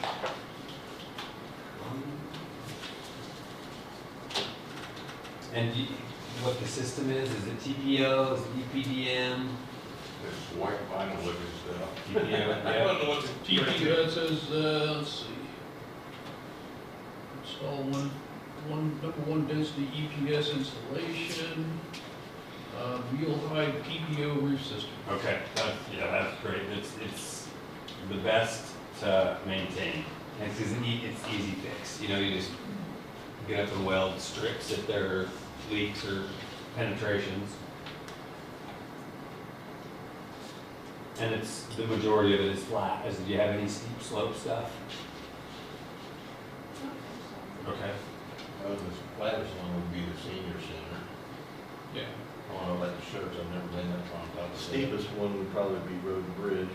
Yeah. Now what would you, like 412, 612, is it walkable? Oh, yeah. Well, all of them are walkable. 4 or 512. 4, okay. It's not anything. And do you have any idea on the square feet footage, how many? I don't. Okay, that's something that we can look at when we get to areas. And what we do is we do Google Earth and go down and do the measurements and get that figured out. I know you are Omnia, correct? For what? Omnia, it's basically a co-op, so our bids and our proposals are checked. So it's basically alleviates the bidding process to go out. If you're familiar with that at all? No, I'm not. We're gonna do that.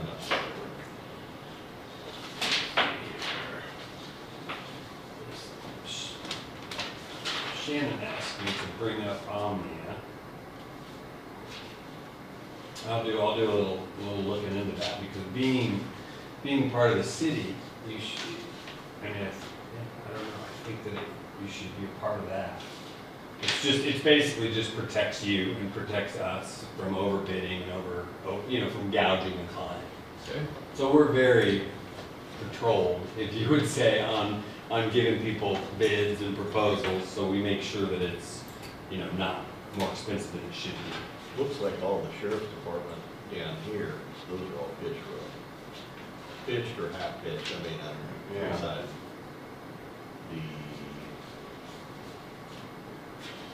Well, I'm looking at the drawings here from K-Camp, and it kind of looks that way. Do they got asphalt on them?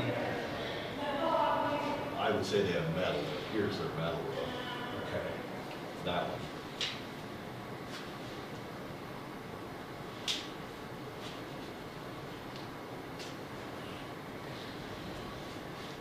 And then as far as your approval level, it's you guys, right? You We're the top of the food chain. Top of the food chain. All right. But I would prefer that everything go through Pat, who is our building maintenance, and/or Scott Kieffaber, and/or at least touch base with the undersheriff, because I think he handles some of that stuff. But I really think Pat needs to be the lead on this. Okay, and what, do you have a good contact info, Pat? But that's just my opinion. 785-851-0609. Do it. Okay. Basically, that's the information that I need, except if I could get a list of the buildings that you're talking about. And then when I get back to the office, I'll work on it this week, just put the tracker proposal together. And then I'll get back with you and I'll come back and I'll bring my superintendent with me when we deliver the tracker proposal and just go over it with you. We'll go over the buildings and just see what your need is, what you'd like to see. So basically, there's a cost of you guys coming in, or an individual from representative coming in, looking at these roofs on an annual basis. Correct. I think that, and one thing I'd want to check into is with K-Camp, I think that with a roof, an annual roof inspection, I think we get a cut on K-Camp. That's correct. The majority of times when you do have your roof annually inspected and maintained, you're gonna get breaks from other places, insurance, and like you said, the K-Camp. So we're gonna need to see a cost basis analysis on what that is. Yeah. Yep. So you come in, somebody comes in, inspects the roof on the courthouse, and you said that there's $1,500 before, if it's less than $1,500, they're just gonna go ahead and fix it. Correct. If it's above that, who's fixing it? We are. Okay, so you are. Yes. Okay, and so I guess I struggle a little bit with the same people that inspect are doing the fix. Because to me, there would be a benefit to always finding something wrong. I'm just pointing out that. So, I totally understand that, but we do, on your Detective Tracker, you're gonna have a username and a login, and we're gonna give you a hard copy. But you'll be able to log in and you'll be able to see, and we provide pictures before and after.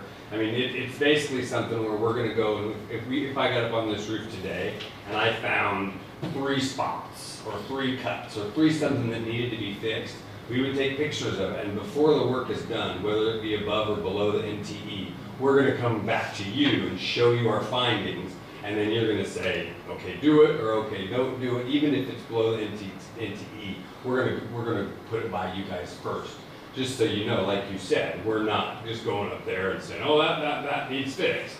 Right, but I'm not an expert in a roof. And so for me to look at the pictures and say, yeah, I gotta think through that, because, I mean, it would be one thing if it was an independent auditor. I think of auditors because we're audited. I wouldn't want an auditor being the one who does our books either. Right. That makes sense. Oh yeah, that makes sense. And so, I guess Pat, what are your thoughts? I haven't had no issue. I mean, I've had a few up here, but not many. Most of them were caused by construction. And I called Midwest and they came up and fixed the issue. So I guess my thought is, okay, if you have a need, I mean,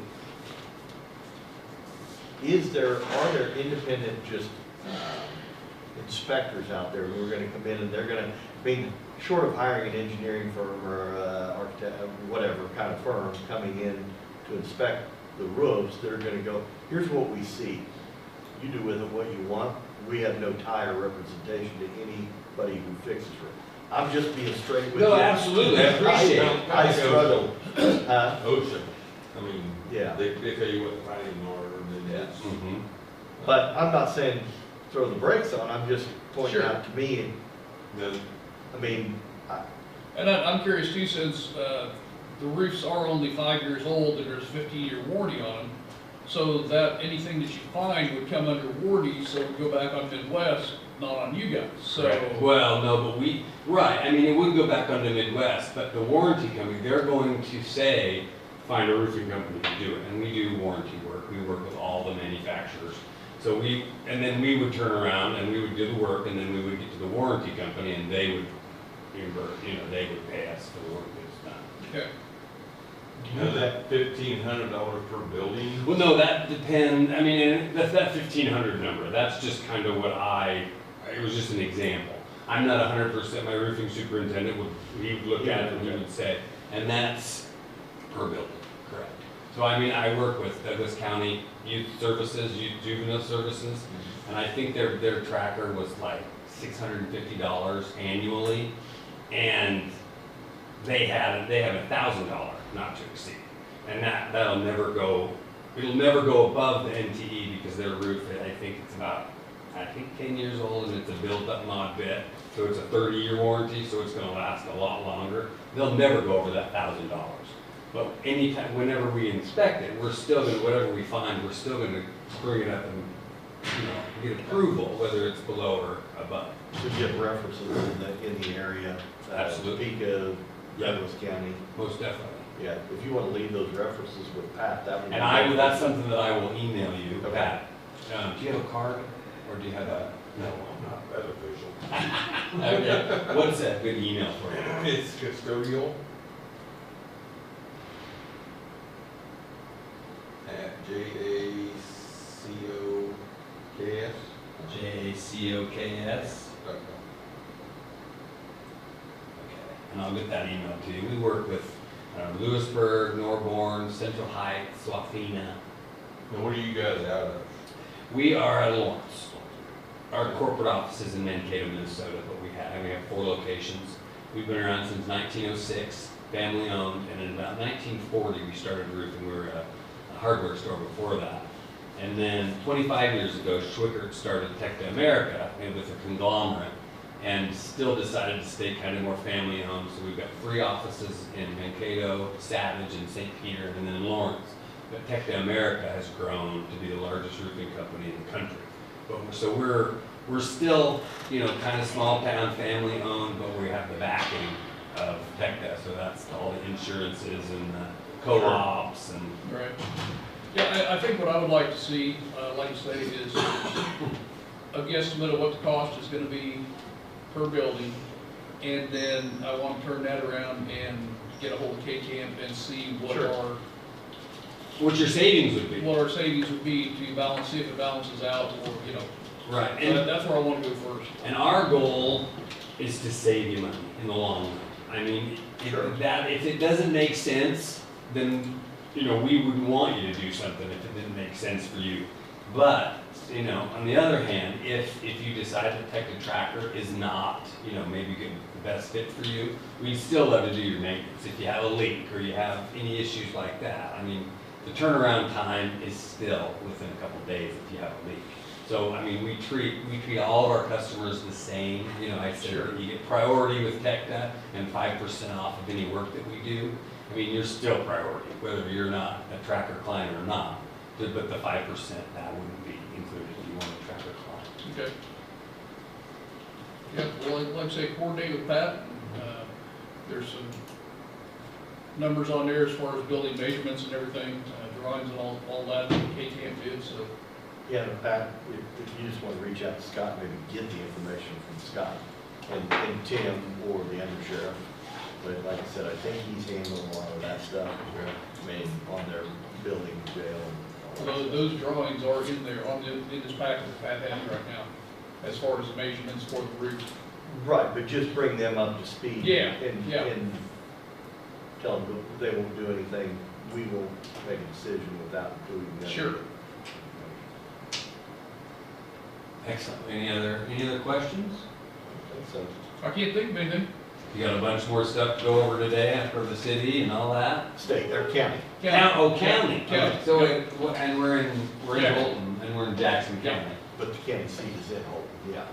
Okay. How long has the community been around?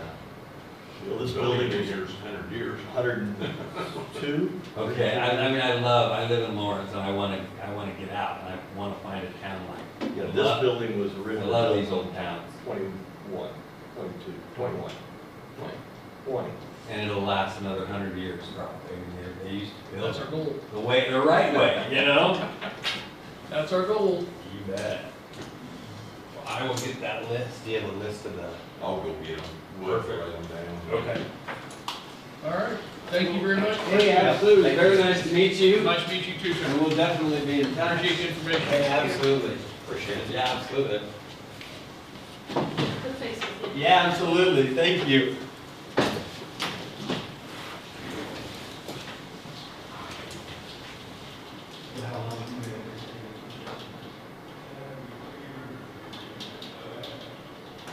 Okay, we want to see if we can get Kate down here for just a few minutes, pull away from her Yeah, that'd be great. work.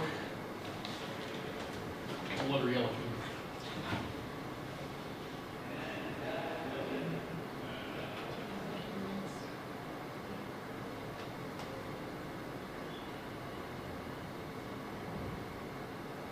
On spreadsheet. Oh, yeah, I think that's what they're talking about. She's working on a spreadsheet for me, that's interesting. Okay. So we're coming down, or you want to continue? I think we'll let her come down for just a few minutes and then she can go back to spreadsheet so they can want to kind of go over what we're talking about. Yeah. Do you just want to take a break and come down for a few minutes? That's a great way to put it. Tell her there's donuts. And did you all see under email from Todd about the notice for Kurt? Did you get that? Just today, Todd sent it out on Friday. Yeah. the terms and conditions, the Or, 3-day notice. yeah, Yeah.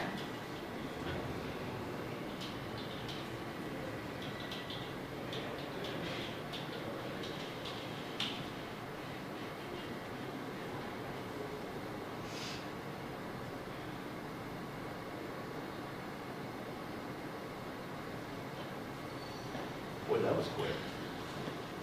Good morning. good morning. How are you? Great. We just got a quickie. The Cora stuff, put it on the back burner. Don't spend a whole lot of time on it. I'm not. Okay, I'm working on the USA Trust document. there you go.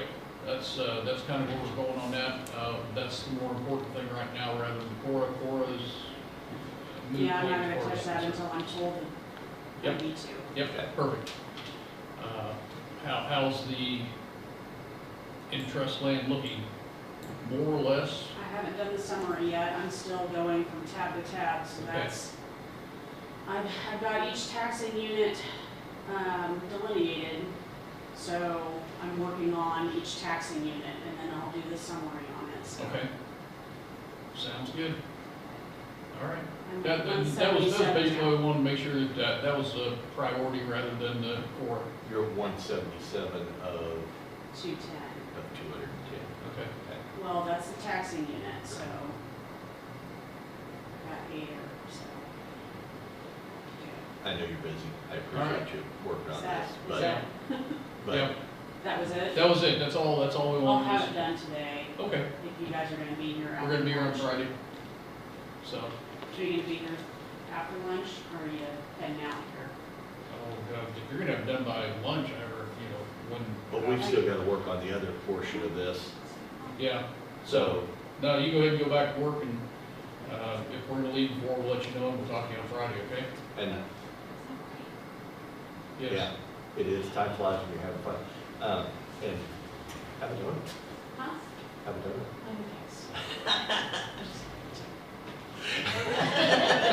Okay. Thanks, Kate. All right, thanks, Kate, appreciate it.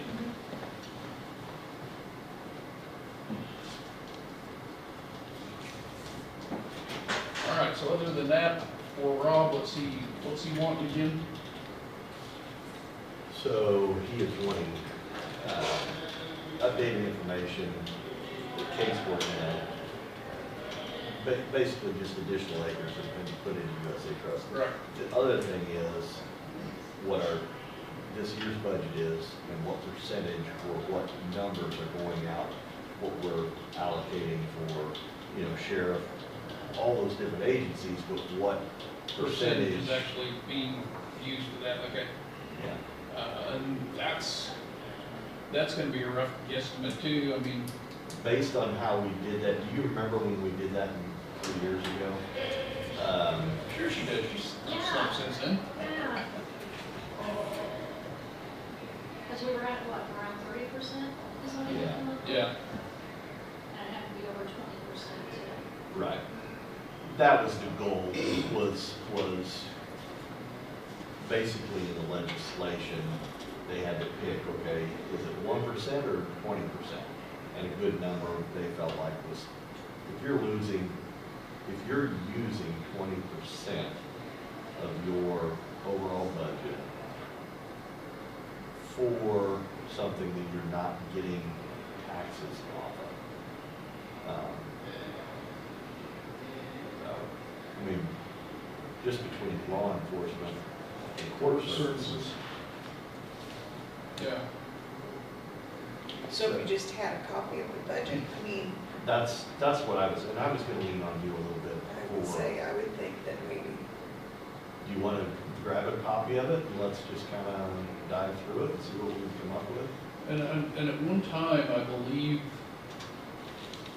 believe Tim was guesstimating, I don't know what the words about, but I think he was guesstimating like over 50% of the cases He felt like cases through the court, that he deals with I from think they were closer to 80%. 80%, okay.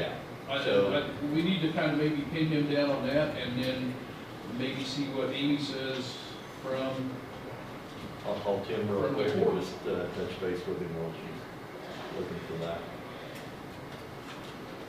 and maybe we need to see if Amy can come down and kind of give us a heads up on what the percentage is, or she can start working on. Yeah, I don't know that she was able to track that information. I think she can tell you what cases were drug related and that kind of stuff, but where they were arrested and how they, I think we were relying mainly on Tim for that because he was the arresting authority. So basically, where they were coming from or where they were going to. Sure. And if it's casino related, Well, which is yeah, the I mean, majority of the it. one they just had this weekend was on 150th, so, Yeah. I don't know, it just might be good to ask her if she has any way to poll that. I don't know. So she wasn't here when we gathered that information the first time. Jennifer, thank you. And it seems like Amy has a little bit better handle on, like, Yeah, so I mean, we can ask her, Yeah, and she see if said- she can come down for a few minutes and see if we can give us some information.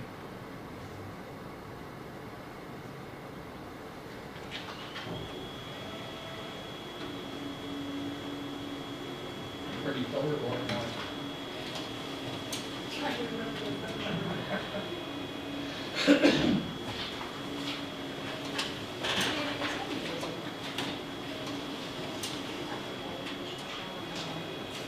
Hey, Tim. Hey, this is Keith. Hey, do you have just a minute or did I catch you at a bad time? Oh, okay. Okay, so. So our lobbyist has reached out to us and he's wanting us to update since 21 our numbers of costs. I On the think Hoyt it's Street, like yeah. you have estimated a lot of Yes. your cases that are generated, probably anywhere from 75 to 80% of those were directly or indirectly related to casino and or tribal. Is that still inaccurate?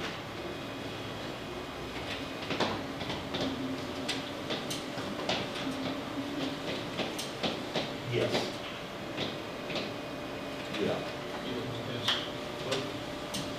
this is the budget document, so it doesn't have anything in it. I don't either, and I guess I'm just really relying on your knowledge, but basically a guesstimate. I don't know that there's any way to track. I know at one time you said, well, a lot of these cases when we arrest people, you kind of maybe even ask whether you're coming or going, or you know whether they're coming or going from the rent or the casino. Right.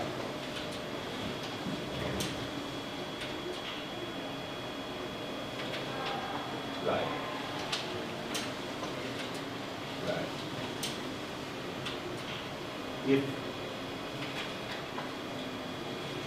But if you were guessing, at this point, an educated guess, it would be someone that's 75 to 80%.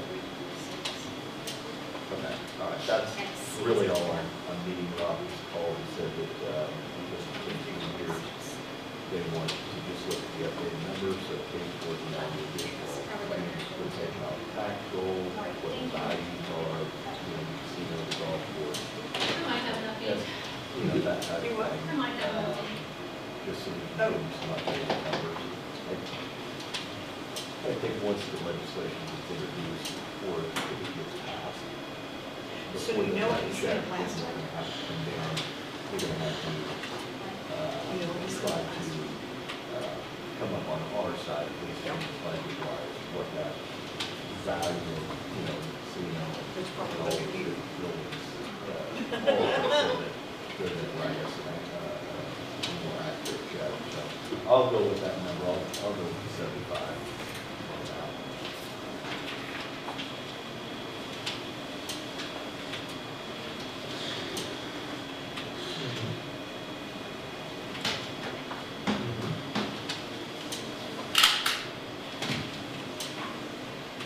Yeah, I hadn't thought of that. Yeah.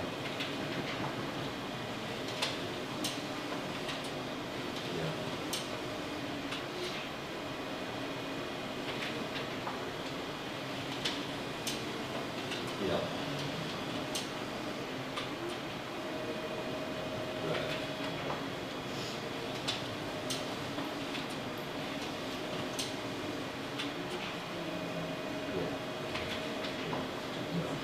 All right, I'll let you get back to your class. Thank you. We'll finish up the meeting here. We're working on some numbers. I just like, yeah, everything else, we're good. All right, thanks, Tim, for answering the phone. Bye. What do you have to say? Yeah, he would say for sure 75% of the cases that they deal with. Amy, Hello. how are you? My neighbor. One donut? Chocolate makes it really better. Caramel ones are my favorite. Well, there you go, there's some in there. We just had, is there any way that you track or know or have a guesstimate of the number of cases that you handle through the court system that are directly or indirectly related to the casino or the trust? That's a loaded question, isn't it? I will tell you, well, I don't want to judge, I don't want to bias you. No, there's not a way to track it. It's like not a report I can run. But Just a guesstimate, a gut feeling. a lot, gut feeling might be on the high side, but I would say 70 to 75%. It's a lot. It's a lot. Okay. So that's funny you said that because I just got off the phone with Kim and I said, where do you think that number lies? 75%. Because he wouldn't have any, he wouldn't know anything necessarily about any of the cases that come from the tribal department. correct. And he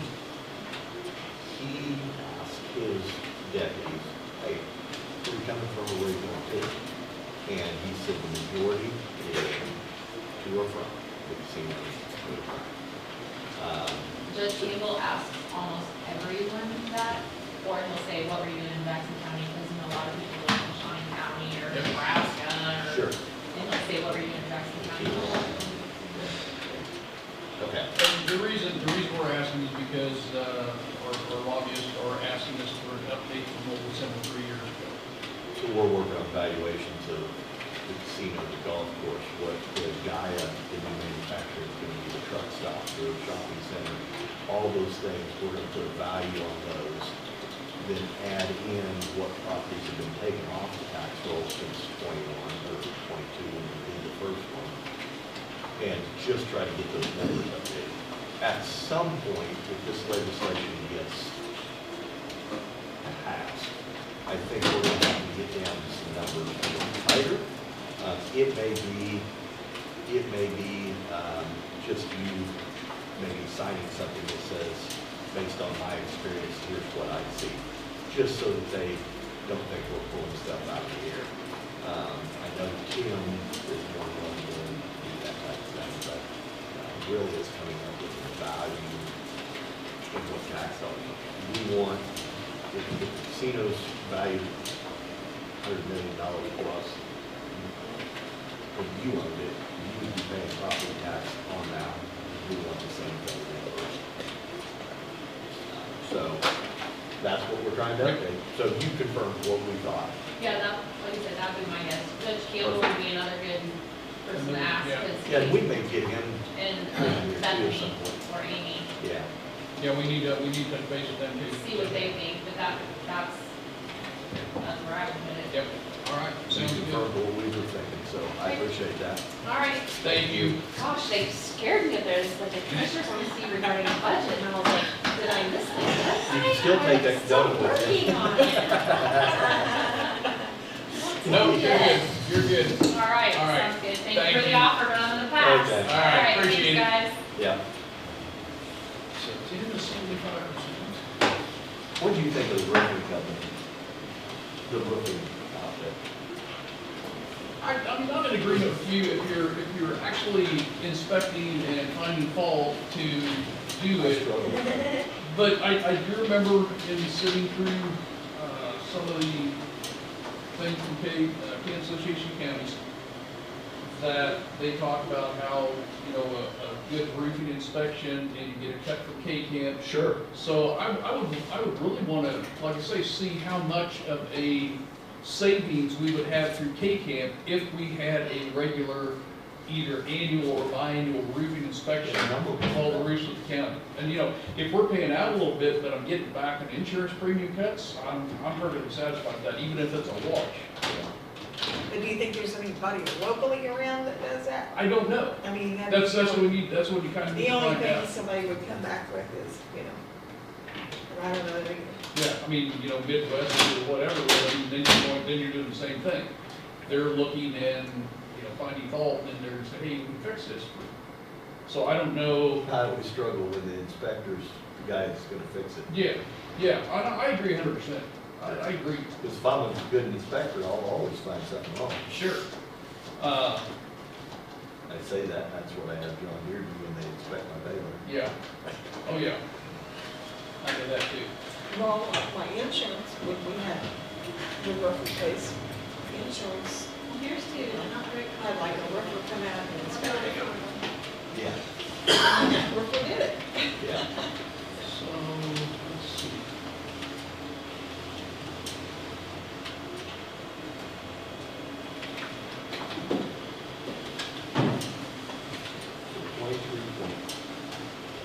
$23.226 million. But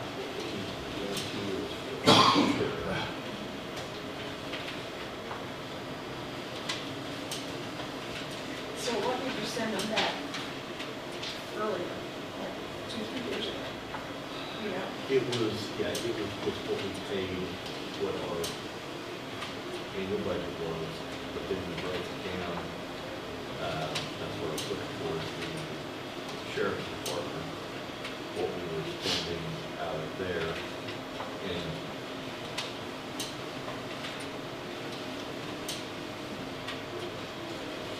but part of it, I think we looked at,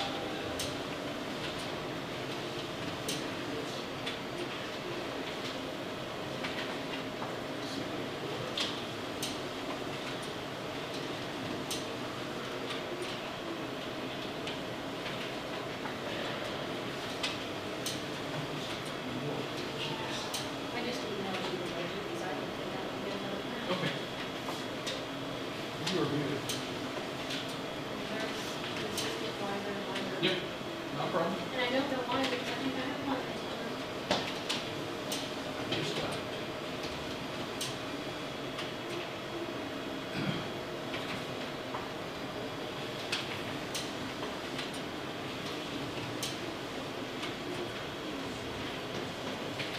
He was driving in motor vehicle, You want it? You lose money in motor vehicle revenue. Yes, you lose money in motor vehicle, They or can you bet. tag your Yes, vehicles and down. that was one of them I was thinking of, yes, thank you for pointing that out, but we need to, that needs to be one that, But see, I don't know how, how do you calculate that?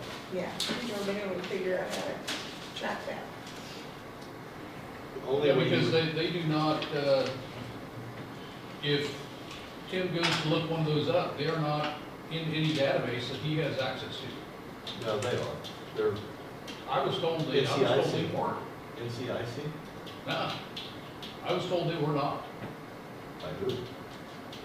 I read that, I wasn't told, I read that somewhere that those are not trackable. I think they have to contact the tribal. Yeah, they are not trackable Yeah, I think you're right. through anything with the state. So Not the if state, you run yeah. once and once, NCIC, Uh-huh, on a tribal tag, it's not gonna be in that? nope, Known felon? nope. That's my understanding of it, it will not be in there. So that's a horrible way to do Yep. that. That's like if they've had 10 DUIs out there, they run through tribal court, you'll never see them outside of that. Right, but if it's gone through state court, it will. Yes. It has to, but you're right. If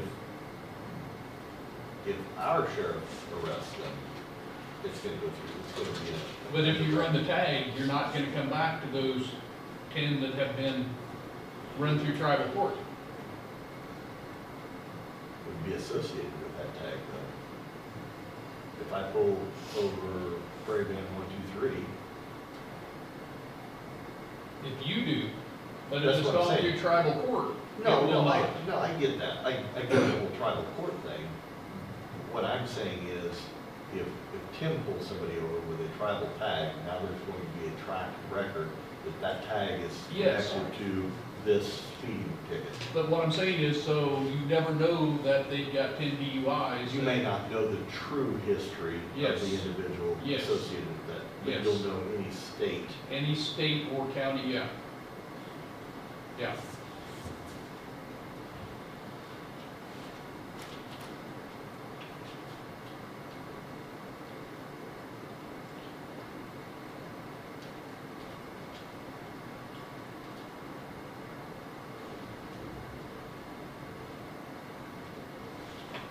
And so with this then, we're losing money on our 911 fee too, right? With the land not being, Let's see, how does a 911 fee work? I just saw that, I was about to ask him, so. Charge for council. I don't know. I guess it's 5 cents per house. Yeah, it's so much per household, I'm not sure. Comes in. The guy that's in charge of the 911 out there, the sheriff's would be a good, wonder if, Would be Bruce. yeah, First office. but I wonder if, what's her name? Use Janelle. Yeah, Janelle Buck would know. 'Cause she handles all that, doesn't she? I mean, she kind of handles it.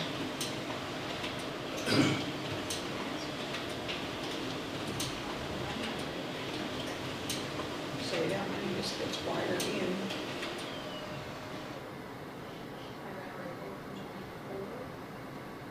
Yeah, but it's not gonna tell you.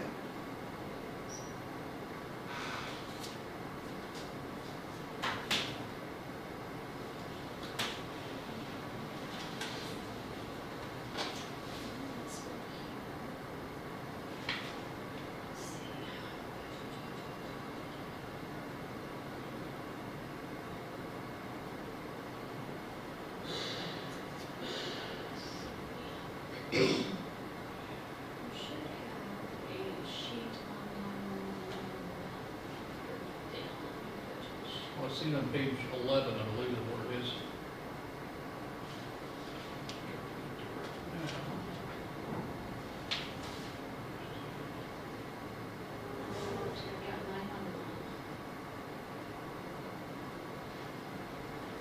So I think you should 911 fee. they estimated at 100,000. like I say, it doesn't really tell you how that comes about.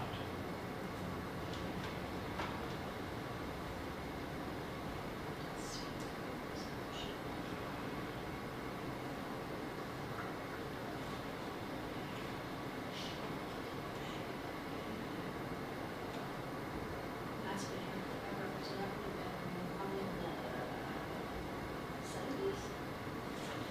the 70s. See, we used to get a check from all the different phone companies. Do you think there was ever a resolution? Yeah, ages ago.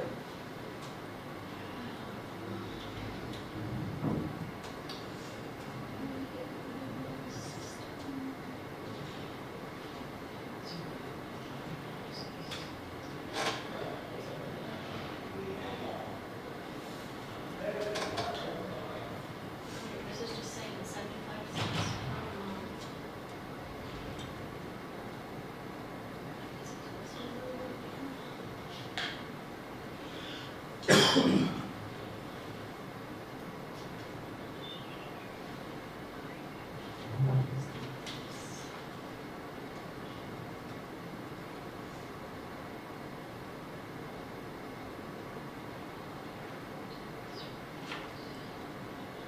I think the money's upstairs in the.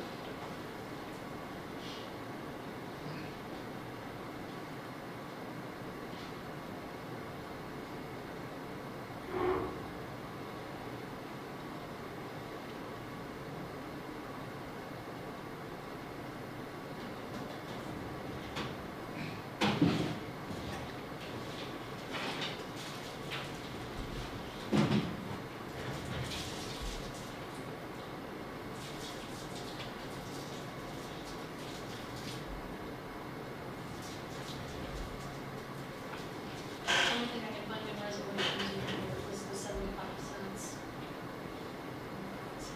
And other than that. Amount not to exceed 75 cents per month for an exchange access line. That would be then, that'd be landlines, which, or are they doing it on cell phones now too? Oh, it's on cell phones now too. Good. What's up, buddy? Not a whole lot. You just gotta wonder why we got the Circle Wheel Road closed up there all winter long. Normally, we would, when I worked for the county, we'd get all the locates done before we even. We did. What happened? They located wrong.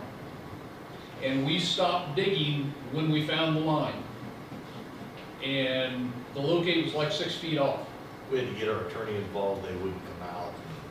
Yeah, it was. It's turned into a mess, and it's Brightspeed who located wrong. And from what I understand, they located a copper line. This is a fiber line, they didn't even locate the fiber line. Okay. So we stopped, and they were supposed to be out the first week of December and move it. And they never showed, and they never showed, and they never showed. So finally, we instructed the county counselor, send them a letter, tell them either get out and move it, or we'll move it for you. Okay. And I told Road and Bridge, I said, you know, from now on, if they didn't locate it, that's on them, not us. Well- Pick it up and do your job. Yeah. Okay, all Yeah, right. that's why. I'm not happy about it either, Roy. That's all. You're supposed to be working on it this week, right? Yeah, they're supposed to be backfilling on it this Well, week, and hopefully, if Yeah, they can get in and do it. Matt can get in there with, and start putting backfill in, Yeah. but you can't do it as long as it's frozen clumps. Well, I'm gonna say you can't do Yeah. anything while it's frozen. Right, So we're as soon as- hoping, as soon as it's compactable, he'll start putting We're back. just gonna put a big tube in there. no, there's a bridge. It's gonna be a regular bridge, you're gonna Yes. put it back in The there. bridge has been bought for a year and a half. Okay, Sitting on the ground in Nebraska for a year and a half, but the Historical Society would not let us take the bridge out because it was a historical bridge. was it stone arch, wasn't it? I didn't think so. It wasn't stone, it was concrete. Yeah. What's historical about concrete? I don't know. It could be both. Like I say, I'm not a happy camper about that, but we did what we could do. And as soon as they found a replacement that they would accept, then we got started on the bridge. School buses gotta go around. Yep. People have gotta go around, get to Yep. Jackson Heights and everything Oh, else. I know. I know, yeah, I'm not a happy camper about that. Okay, all right, But no, that's the reason why. all right. All right, see you later. Yep.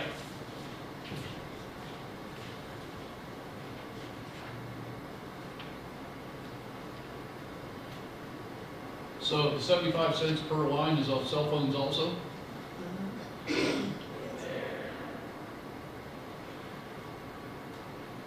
So I would guess then that that would be a moot point on the 911 fees. I would guess.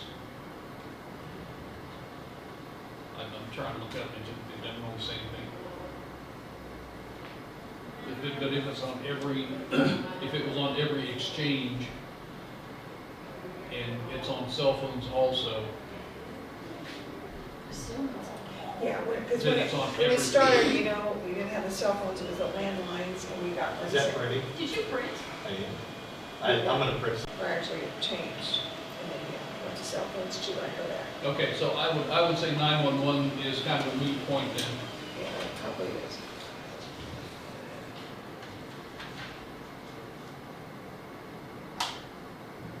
I don't understand what tellers work.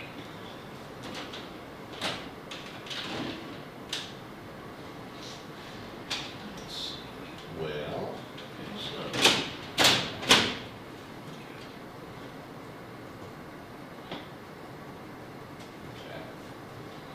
go this a different route.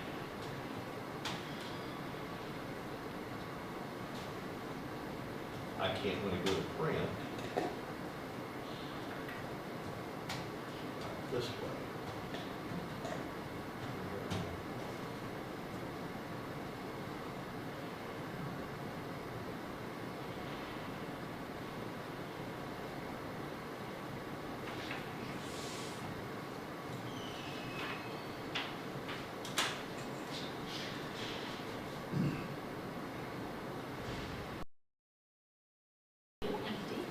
The only thing is on 911,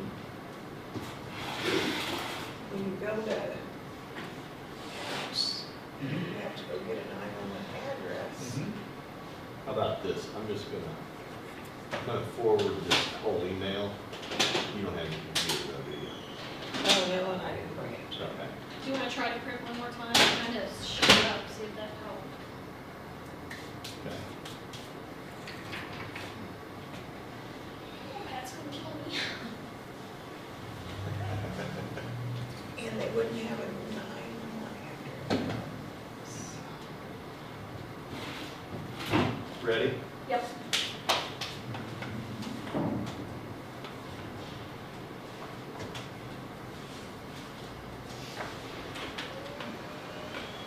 Based on this, the estimated tax loss for Jackson County was $4,240,000. On top of this, the amount of services we provided to tribal land is estimated at $1,400,000, blah, blah, blah.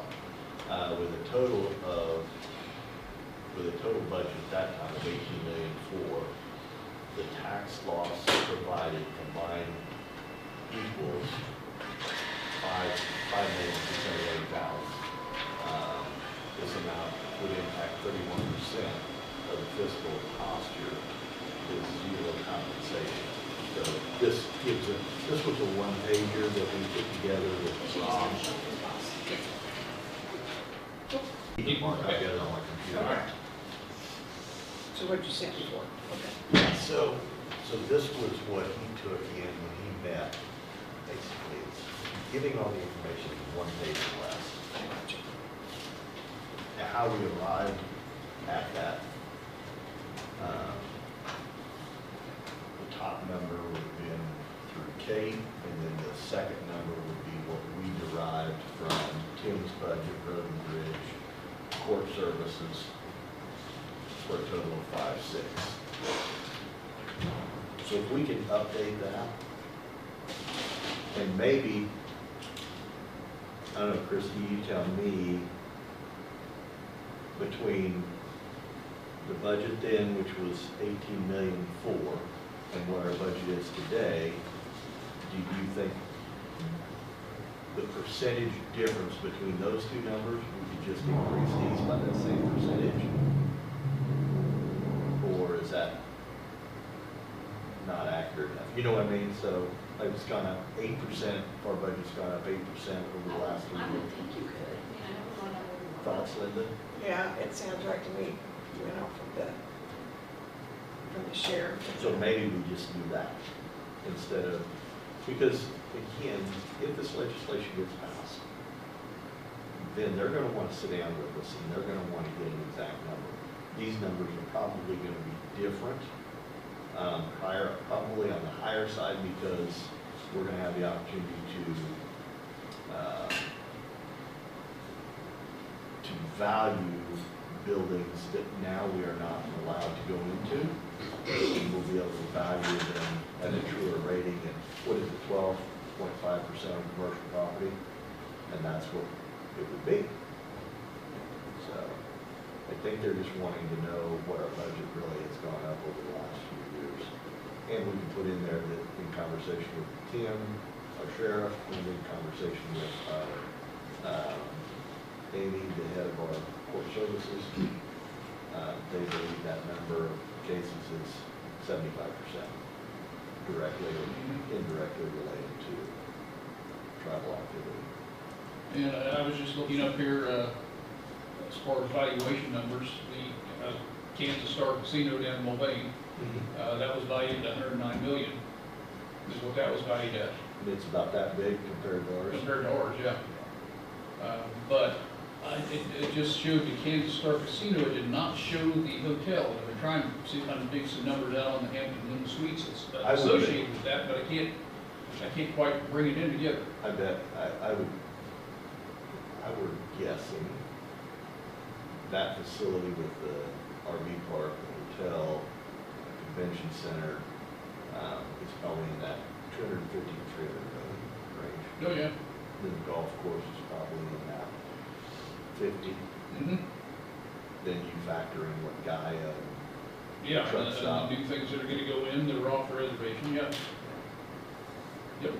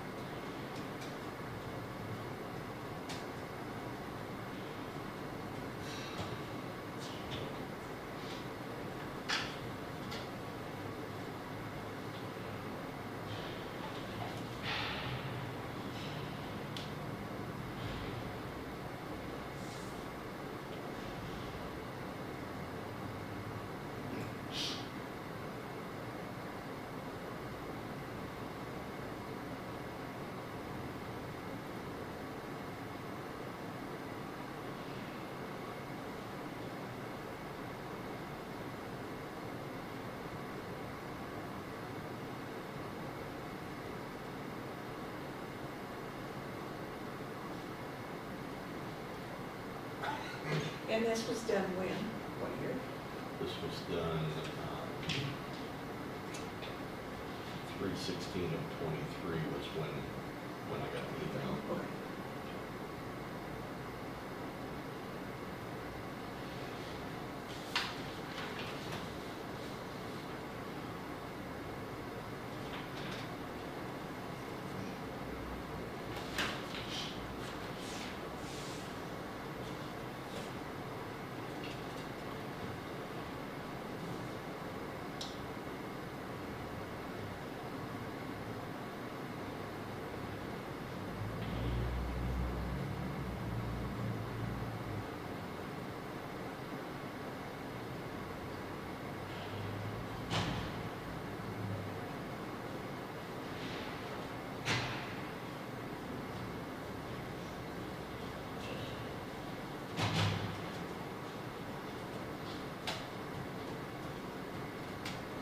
Yeah, so we have to see what figures Kate comes up with.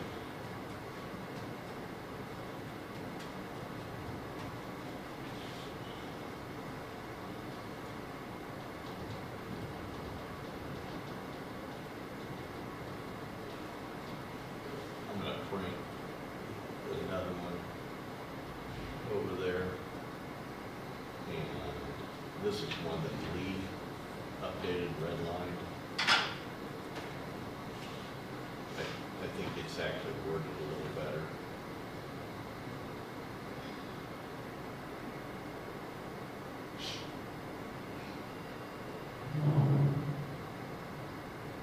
But it still gives the same information.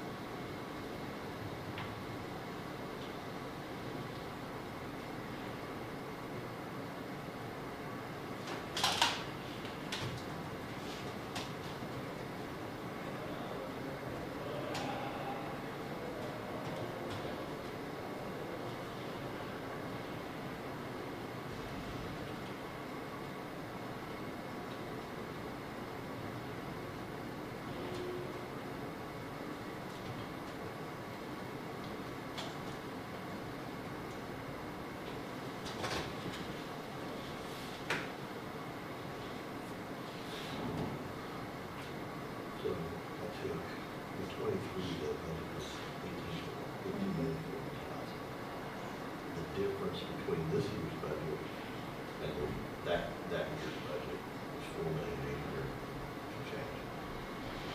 To get 4.6, that's a 25% increase over those years. Gotcha. So, am I accurate? In the way I'm calculating, I just wanted to understand the height, so if you were calculating to get what percentage is going from 18.4 to 23.2, is that what you I were think so, yeah. Okay. Yeah. So if we look at what those services are, they've gone up 25% more. Sense. Okay. I just want to make sure I'm.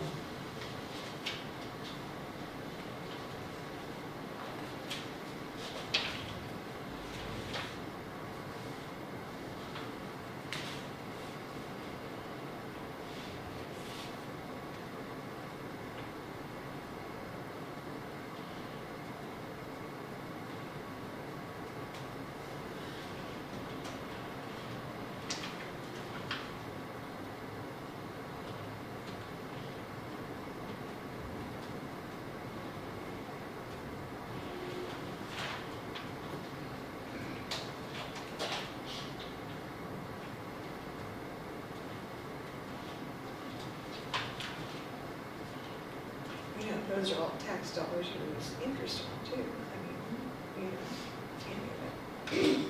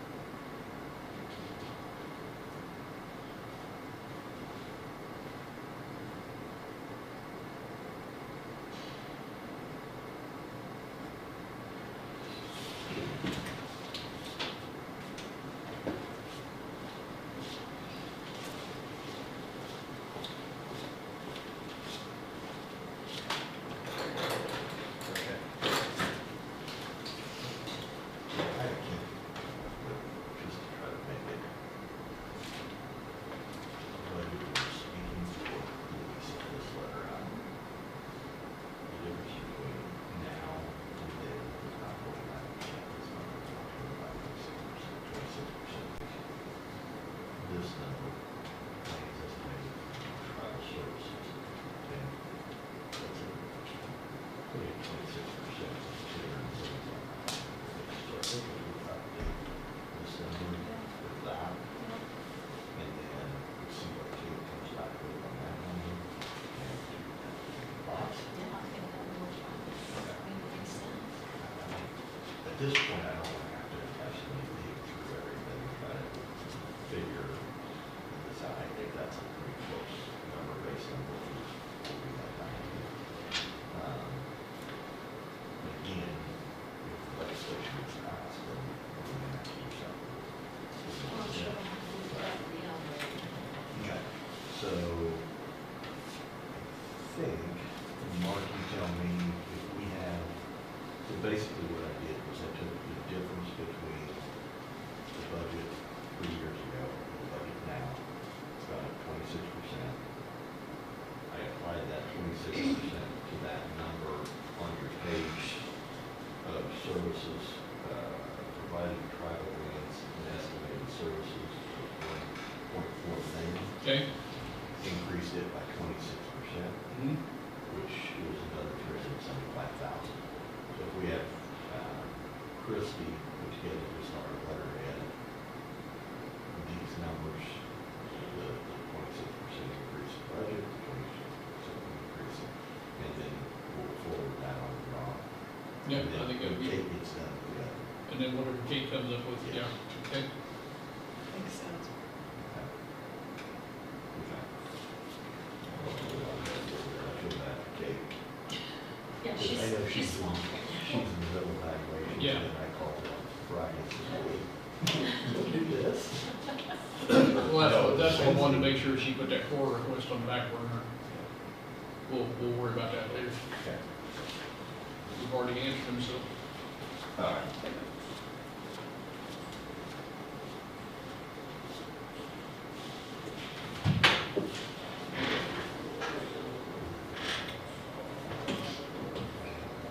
So what will computers need replaced? You're 3 and how many more? There's a bunch of them.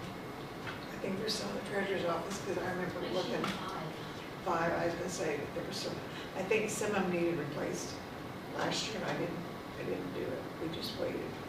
So I mean, I'm just looking here, so in your treasurer's tech fund, which is where that would probably come out of, right? She Something like, could, yeah, Yeah. or capital outlay, or capital outlay, well, that's $8,200 there. yeah. That's not computers. Don't know what the registered deeds needs. They're probably up to date, registered deeds probably bought new stuff, haven't they? No, I think they had 2 on there. They had Oh, did they? The counter one, which. Oh, Okay, well, there again, they've got 28,000 in their tech fund. yeah, Clerks, everybody, now the clerks, every- don't dip into the clerk's fund, just take it all from there. I mean, All in favor, everybody say should, aye. everybody should Outlay money. have outlay money, or even Yeah. the registered deeds, has their tech money too. Yeah, well, that's what I'm looking at, tech fund for the registered deeds is 28, clerks is 25. You were kind of lagging behind at 8. Because I would She's spend saying out of that. mine, when I bought printers and stuff, I'd spend out of mine. So But you all I did could, now. so you all could come in and take it. I would spend out of it. That's when I bought my printers and my IPDS cards out. Right, right, like I say, I would buy printers and stuff like that. Yeah, because we had replaced printers up there, Yeah, I remember. yeah. Let's see.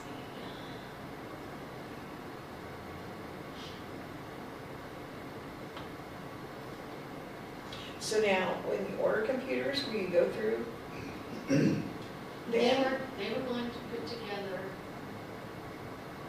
a bid going through Dell. And then send it on here to see. Then if they're going to put together a bid for that, I would make sure that included in that bid is them coming down, setting everything up, getting everything online and going. That is what I would do. I mean, unless it's a lot of money. I mean, Well, if I Aaron can- understand that, but I mean, there again, we're gonna be taking Aaron out of the office to do all that, so, That's what she decided for. but I think we ought to look into that too, because that was supposed to be in the original contract. Okay. Apparently, it didn't get put in there, Okay. which doesn't set well with me, but. Yeah. And so we actually need them to come on site to do what? Because did you tell me that they could, Every office can set up a computer. but you told me they could transfer, you could, We over would the have to have our phone? computer set up and then they would have to dial in. They could dial in and do that? And then they can remote in. Okay, they can remote in and do it. And So then is- we'll have to So have. is that a separate charge? That is in the That's in the contract, I contract? do believe. Then we'd have to have the, augment remote in. Which sometimes runs into a problem, but if they could both toward the side and do it at the same time, it would be a lot easier. Well, I thought that was what the problem was the last time, is that they couldn't coordinate. But Oh, when we that have was to do it at the same time. them down there, or when we were switching over, or Just when we were something. switching it over. Yeah, which kind of turned into a convoluted mess of 3 of them trying to get things done, so it might be a little bit better this time. Let's see, there's 1, 2, 3.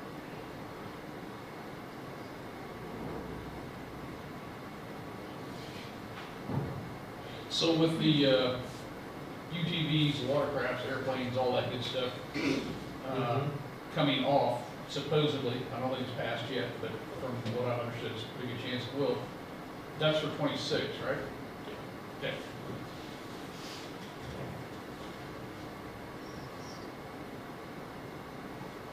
That's great. Yeah, we get taxes on one over here.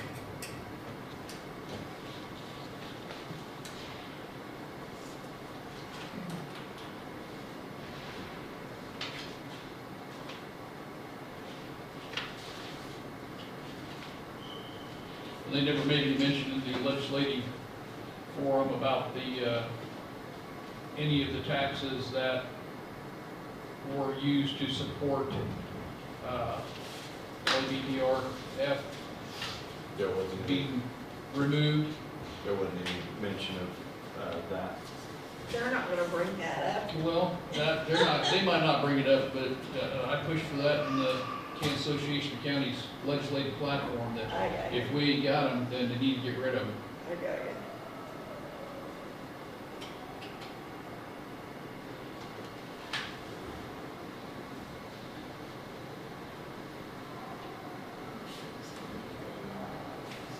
Sears.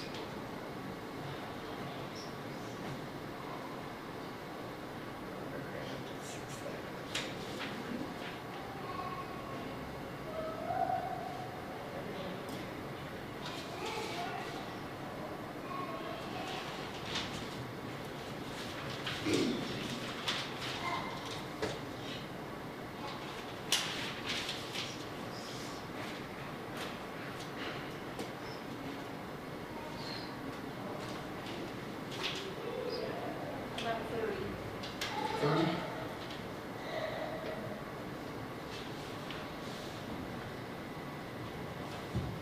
And, you know,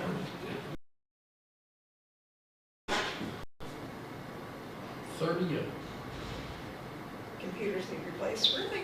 I thought that we were supposedly on the list to where they were getting replaced, you know, a few at a time each year. I thought Isn't that what, Tim was usually after everybody. so we wouldn't get hit with a big number like this? I thought that that was the way. Why did they say that there's so many that need to be replaced? They said if we don't have them replaced by, I think, September, they'll no longer be, Supported? if they're running Windows 10. And they can't upgrade from Windows 10? What to say, I mean, why replace the computer if we can just update the software?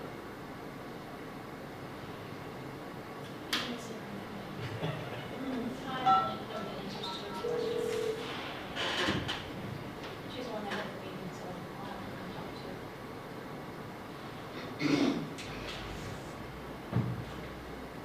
Karen, okay, can you tell her about her insurance on? She met with them last week when I was sick. See what? Met with them last week when I was on the. Oh, gotcha. Were they up here? I was at the same.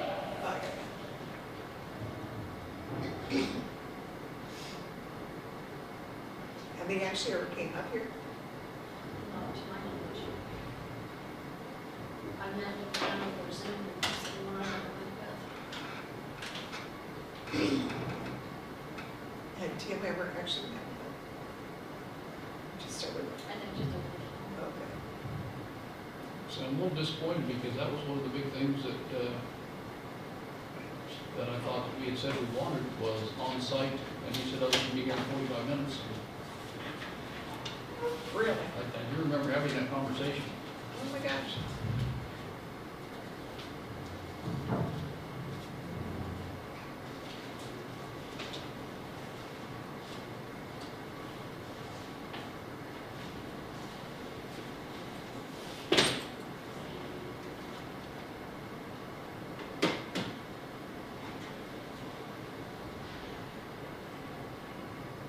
I didn't think if they had to, if we were superintendent, I don't think they wanted to keep the monitors there. Oh, yeah. Right. It was gonna be different. But I'm still trying to figure out, unless the computers are so outdated that they won't run the new software, but I just can't hardly feature that. Well, see, we've got 10 Pro and 11 Pro. And what Aaron said was that Windows 10 would no longer be supported. Okay.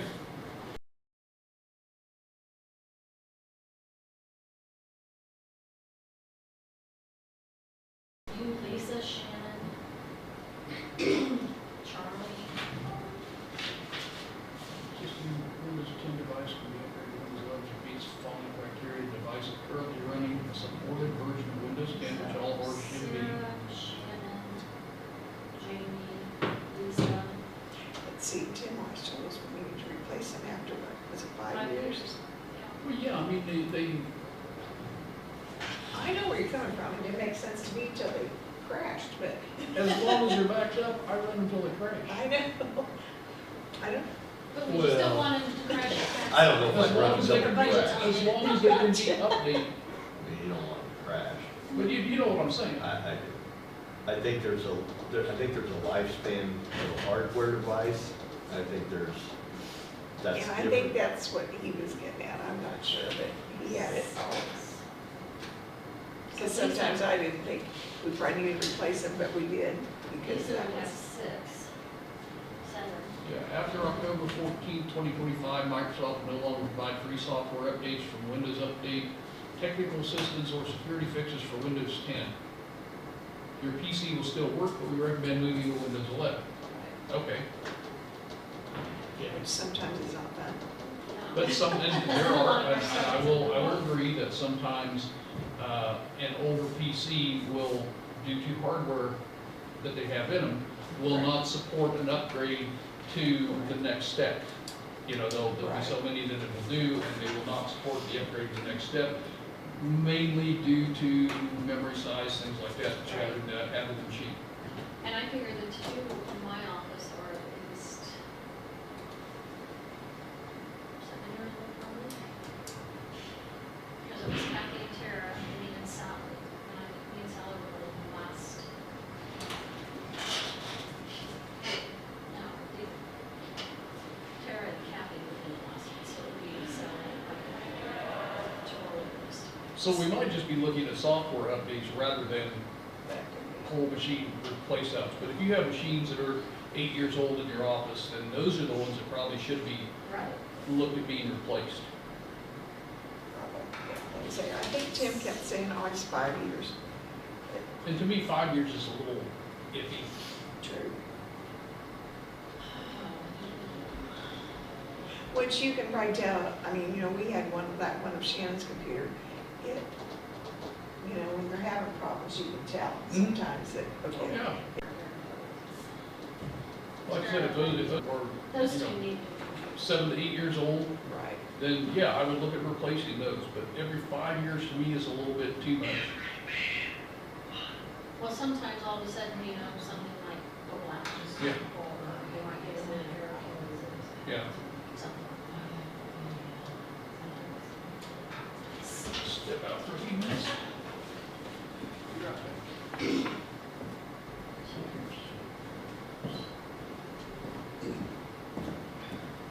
Yeah, they're about 7 years old. Looks like some that live in your office are about the same.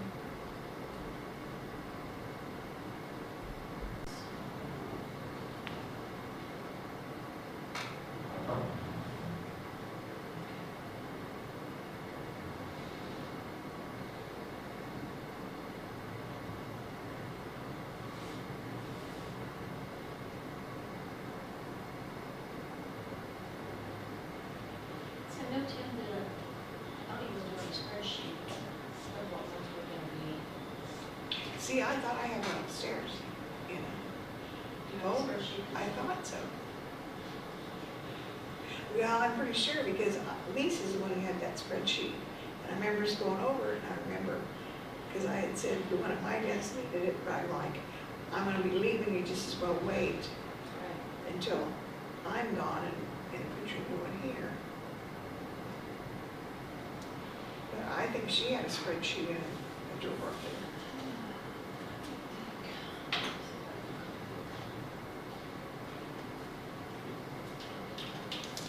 Gotta wait for Mark to get back. Oh, that's fine. I was busy with said stuff. So the update that I halfway said, was that actually replacing the hardware or just the software? It was the whole computer, What was the reason? because it's no longer being serviced after October 14th of this year. The software is no longer being serviced. Yeah. But And we it can costs just upgrade as to- much to upgrade the package as probably as it does to buy a new computer that already has the operating system on it. I'd look into that because if the computer's only 5 years old, it really was, in my opinion, an upgrade. Yeah. 7 or 8 years old, like a couple of years are, yes. Yeah. But Yeah, they're getting 3, us 4, some, 5 years? they're getting us some quotes put together. Okay. However, apparently this was relayed last year to another IT person. Okay. So, Yeah, like I say, I would recommend looking into what it's going, if the computer's 3, 4, 5 years old, then I would look at what it's going to cost to upgrade, and it shouldn't cost anything. Upgrades to Windows 11, Windows 10 are free, and that's straight from Microsoft support. So if we can upgrade them, more the better. But if you have computers that are out there that are on the end of life cycle, and my end of life cycle's always been 7, 8 years old. yeah. So then, yeah, we'll look at getting those replaced. But if it's just an upgrade situation, I'd say let's look at getting them upgraded and go from there. Sure. That would be my opinion. What are the average ages of these? I honestly haven't done They any, didn't. no, I did this So- call or Thursday morning, and then I took Friday off, so I just put it to the back burner. I know. What, that blew you away so bad, you had to take? So, when, we'll fast forward, we'll say that all these new laptops or CPUs come in, so they can remote in and then do whatever they need to do to get them set up. That's gonna come down to how the contract reads as to if any installation stuff is wrote into that. Yeah, I don't know. Because, like, for instance, we just got 3 new printers in our office, and it was, well, we'll just drop them and your IT people can install them, and it's like, so actually in the contract of agreement of purchase, it's in there for you guys to install them. So, that's what we need to look at, is just see Yeah, what's. that's what we need to double check on. Like I said, I thought Yes. that was already supposed to have been in there, but But and it also depends on when it would be executed, because if we have a primary in August, I don't have time to install computers. You know, like that So are they- doesn't on Thursday afternoon. So, like, Or you did it, No. so you did it over the Logan. phone? Logan installed it, Remote? they came out. Logan installed. Oh, Logan installed. Oh, yeah, Logan does that, yes, they're very good about that. And then I have admin password credentials to where I can add the drivers and stuff that we needed to make everything go smoothly. Yeah, that's what we have, Logan's good about that, so. Yes. But if the new computers come in and it's not a primary, you have the ability to get them online. You're talking about 31 computers that is on that list. That's a lot for one Yeah, person. that's why I'm I'm gonna say asking. that's a lot for one person to do while maintaining my other position. Like, do you see Okay. what I'm saying? Like doing like 1 or 2, like that's nothing big. You're talking about 30 computers throughout the entire county, like. Honestly, I don't know why each department can't pull them out, pick them up, and then call in, because all you're doing is getting your. Well, that's what I was about to say, Yeah. I mean, if, Yeah, but there are people out there that can't get them online so that they can remote in. You would be able to assist them with One that. thing that I did talk to them about was, we need to see what the cost is, because it should have been in the contract for them to be on site, you know, a it couple was times. supposed to be. Yes, and I voiced that to them very heavily when I spoke to them on Thursday about we need to figure this out. Because like when we did all that onboarding on, whenever it was sworn in that day, I wasn't at my desk at all that day, just running around trying to help everybody with their computers when we should have had IT activities here that day. maybe we need a So- revised contract or something. I would definitely look into that. They are doing some back-end stuff, and we're getting some stuff put together to see what we can do going forward, Okay. so. That just pulled up, and I would think that if we have new terminals, new computers, new whatever, that they would be, it would have been in here to install, so. Look that over and see. Okay, but am I wrong? Okay, let's just say I got a new computer.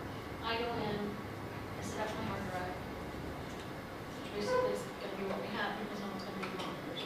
Yeah. I'm still gonna have my same IP address, so there's no reason I can't go, okay, I've got my hard drive plugged in, you can log in now. And you Yeah. can they should be able to still, since we're not changing IP addresses, they should be able to come in under that IP address.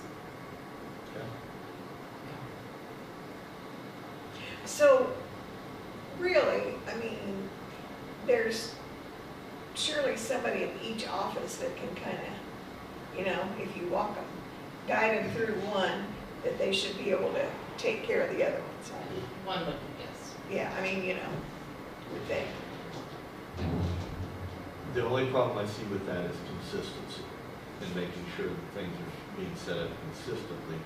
People think they can turn a computer on and set it up, and may think they're doing the right thing, but they're not. Right. So I guess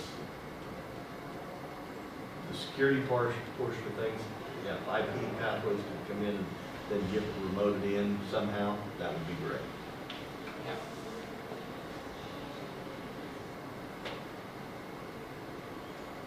Because they're even talking about how we have to copy everybody's profiles and save them somewhere so that way everything's right. It's like,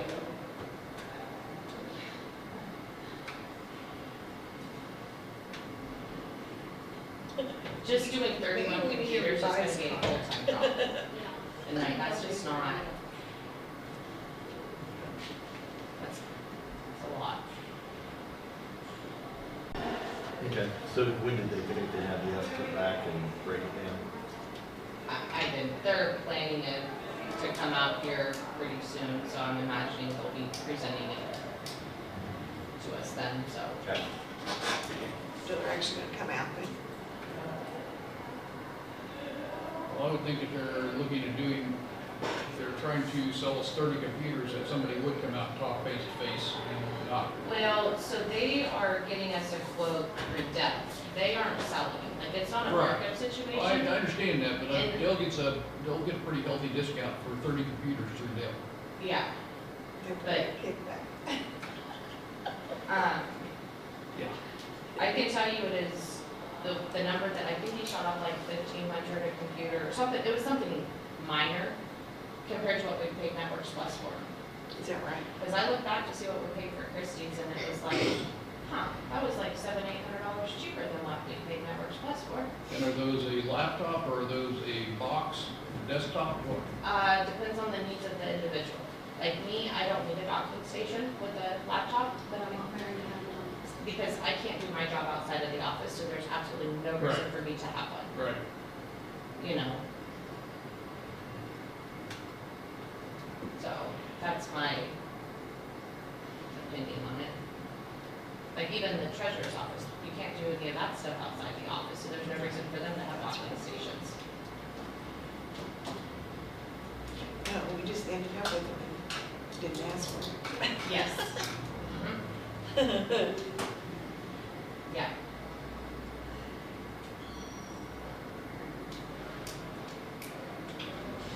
I would like Mary to have one for payroll.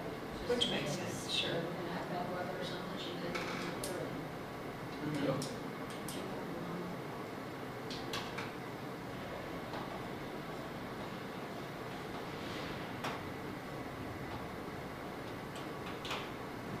I will say that IP Pathways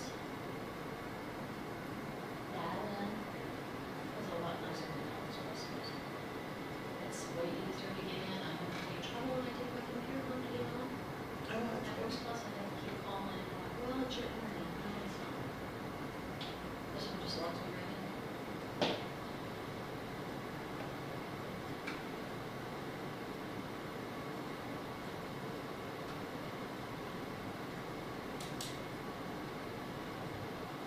All right, well, keep updated on what's going on there.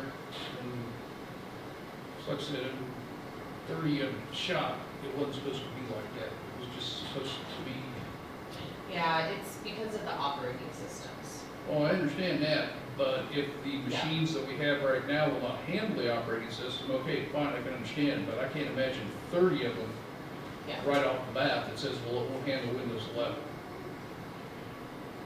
I just don't see that, Yeah. so. I would say there's a few. Well, and I had talked to Christy before we didn't have this conversation with them, that, like, I know I need a new computer. I'm just sitting there spinning today, my And Mary computer. is too. Sure.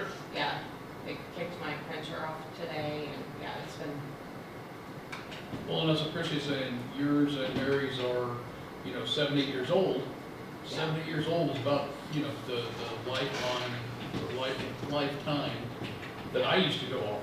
But I know, well, and I told them, like, we don't need new monitors or anything like that. No. I just need the, I know Road and Bridge was, their two office, their computers, they're gonna update those, but part of their problem why theirs were not working correctly is because there's so much crap on there. I mean, there was 3,000 pictures on this one, they dumped them, so they're taking old stuff off, putting it on flash drives and saving that, but that's speeding their computers up. Sure. oh yeah. Why is yours spinning? Why is mine spinning? Because it did an update while I was gone. Because I was running this Yeah. fine before I left, like, Yeah. that's just It how. didn't update? No, It did update. It did update, like something, Our that's why, computer always has issues after they do an update. I don't know. Yeah. And so what do they say about it? it's my computer, like I need a new computer. It's at its max lifespan. And like I say, to me, that had always been 7 or 8 years, something like that, And not how 4 old or is 5. yours? Probably about 7 years, Yeah. or Mary both. Okay. Like, do you have a spreadsheet? I'm pretty sure Lisa had a spreadsheet down in her desk drawer that had, I thought it had all the It's offices. on a desk. Ask I her. thought there was a spreadsheet that was to And maintain. it showed the but computers and when they needed replaced. That's just what I was looking for. Where they are, I know there where was- it's at, I have I no know there idea. was one somewhere, but I know Lisa had it in our office because that was kind of.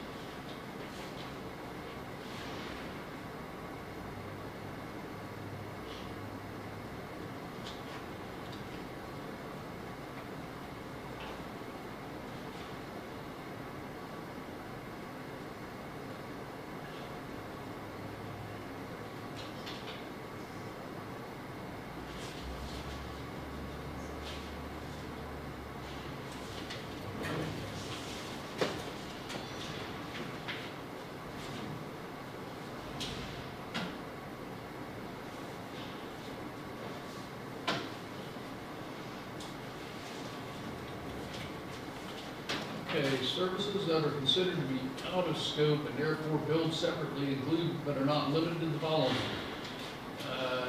Deployment of new covered user devices such as desktop, laptops, and thin clients, so it's not covered.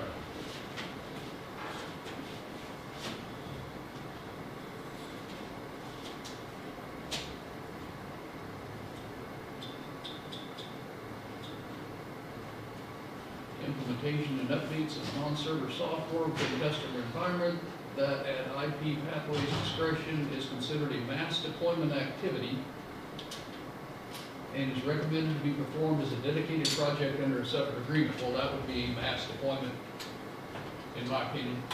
Yeah, no kidding. So, it sounds like if we are going to get them to come down and do that, that it would be a separate agreement that we're gonna have to negotiate with them. Just a heads up.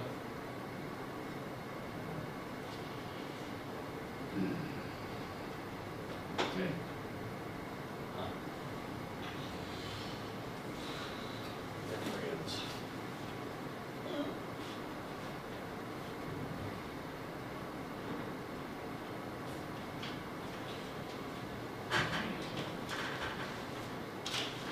Well, do you want to wait on Kate? Do you want to wait till Friday? What you guys want to do?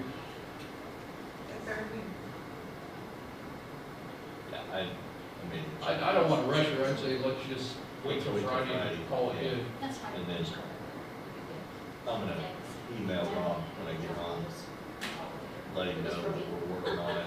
We have the percentage upgrade of his one pager. Yeah, and let him know that I still have not heard anything back from KDOT. on, if they want them to start asking for money at the federal level for acquisition and planning. So, I think it's interesting that Scott, I think, talked to, is there a guy from Gerhardt? guy from Horton, the Yeah. engineer out of Horton, He said, told Scott that he didn't think that they'd even be thinking about doing anything on 75 till 30 or 31. that wasn't what I read, Right. so who knows? Yeah. They were asking about possibly moving, you know, if the road goes through there, they're gonna have to move the bridge. I simply said it may not hurt to start, not actively looking, but just be observant. Yeah. Is there another place that it can be moved to? I don't think it's gonna be available. This one is gonna be out too. At this point in time, I don't, they've got somebody interested in it. Really? I just don't know who Yeah. or what. That was interesting, I got a phone call from the new head of Pepsi in Topeka, Mhm. and wanted to visit with me, and I was driving my semi, I said, I can't, you know, I called her back. I don't know what. Said he was out, Kevin Cook, David. Called me back. Yeah, you can call us if he wants. Just, yeah, just to see, I think he said, well, I just wanted to see if there was anything we could do, you know, do for you guys. We don't have big parks that we should have. Yeah. Yeah, we need vending machine then. I don't think he was looking for I know, that. I know. All right. It's interesting. Well, Christie, you have anything else? Anything you want to put on the website? I can't think of anything to throw out there. You guys will be back Friday. Be back Friday. Work session and with Scott on the roads and bills. Yep. I accept the motion to adjourn. Second. All right. Been properly moved and second to adjourn the meeting. Any further discussion? Hearing none. All in favor, say aye. Aye. All opposed, same sign. Motion passed. Meeting adjourned.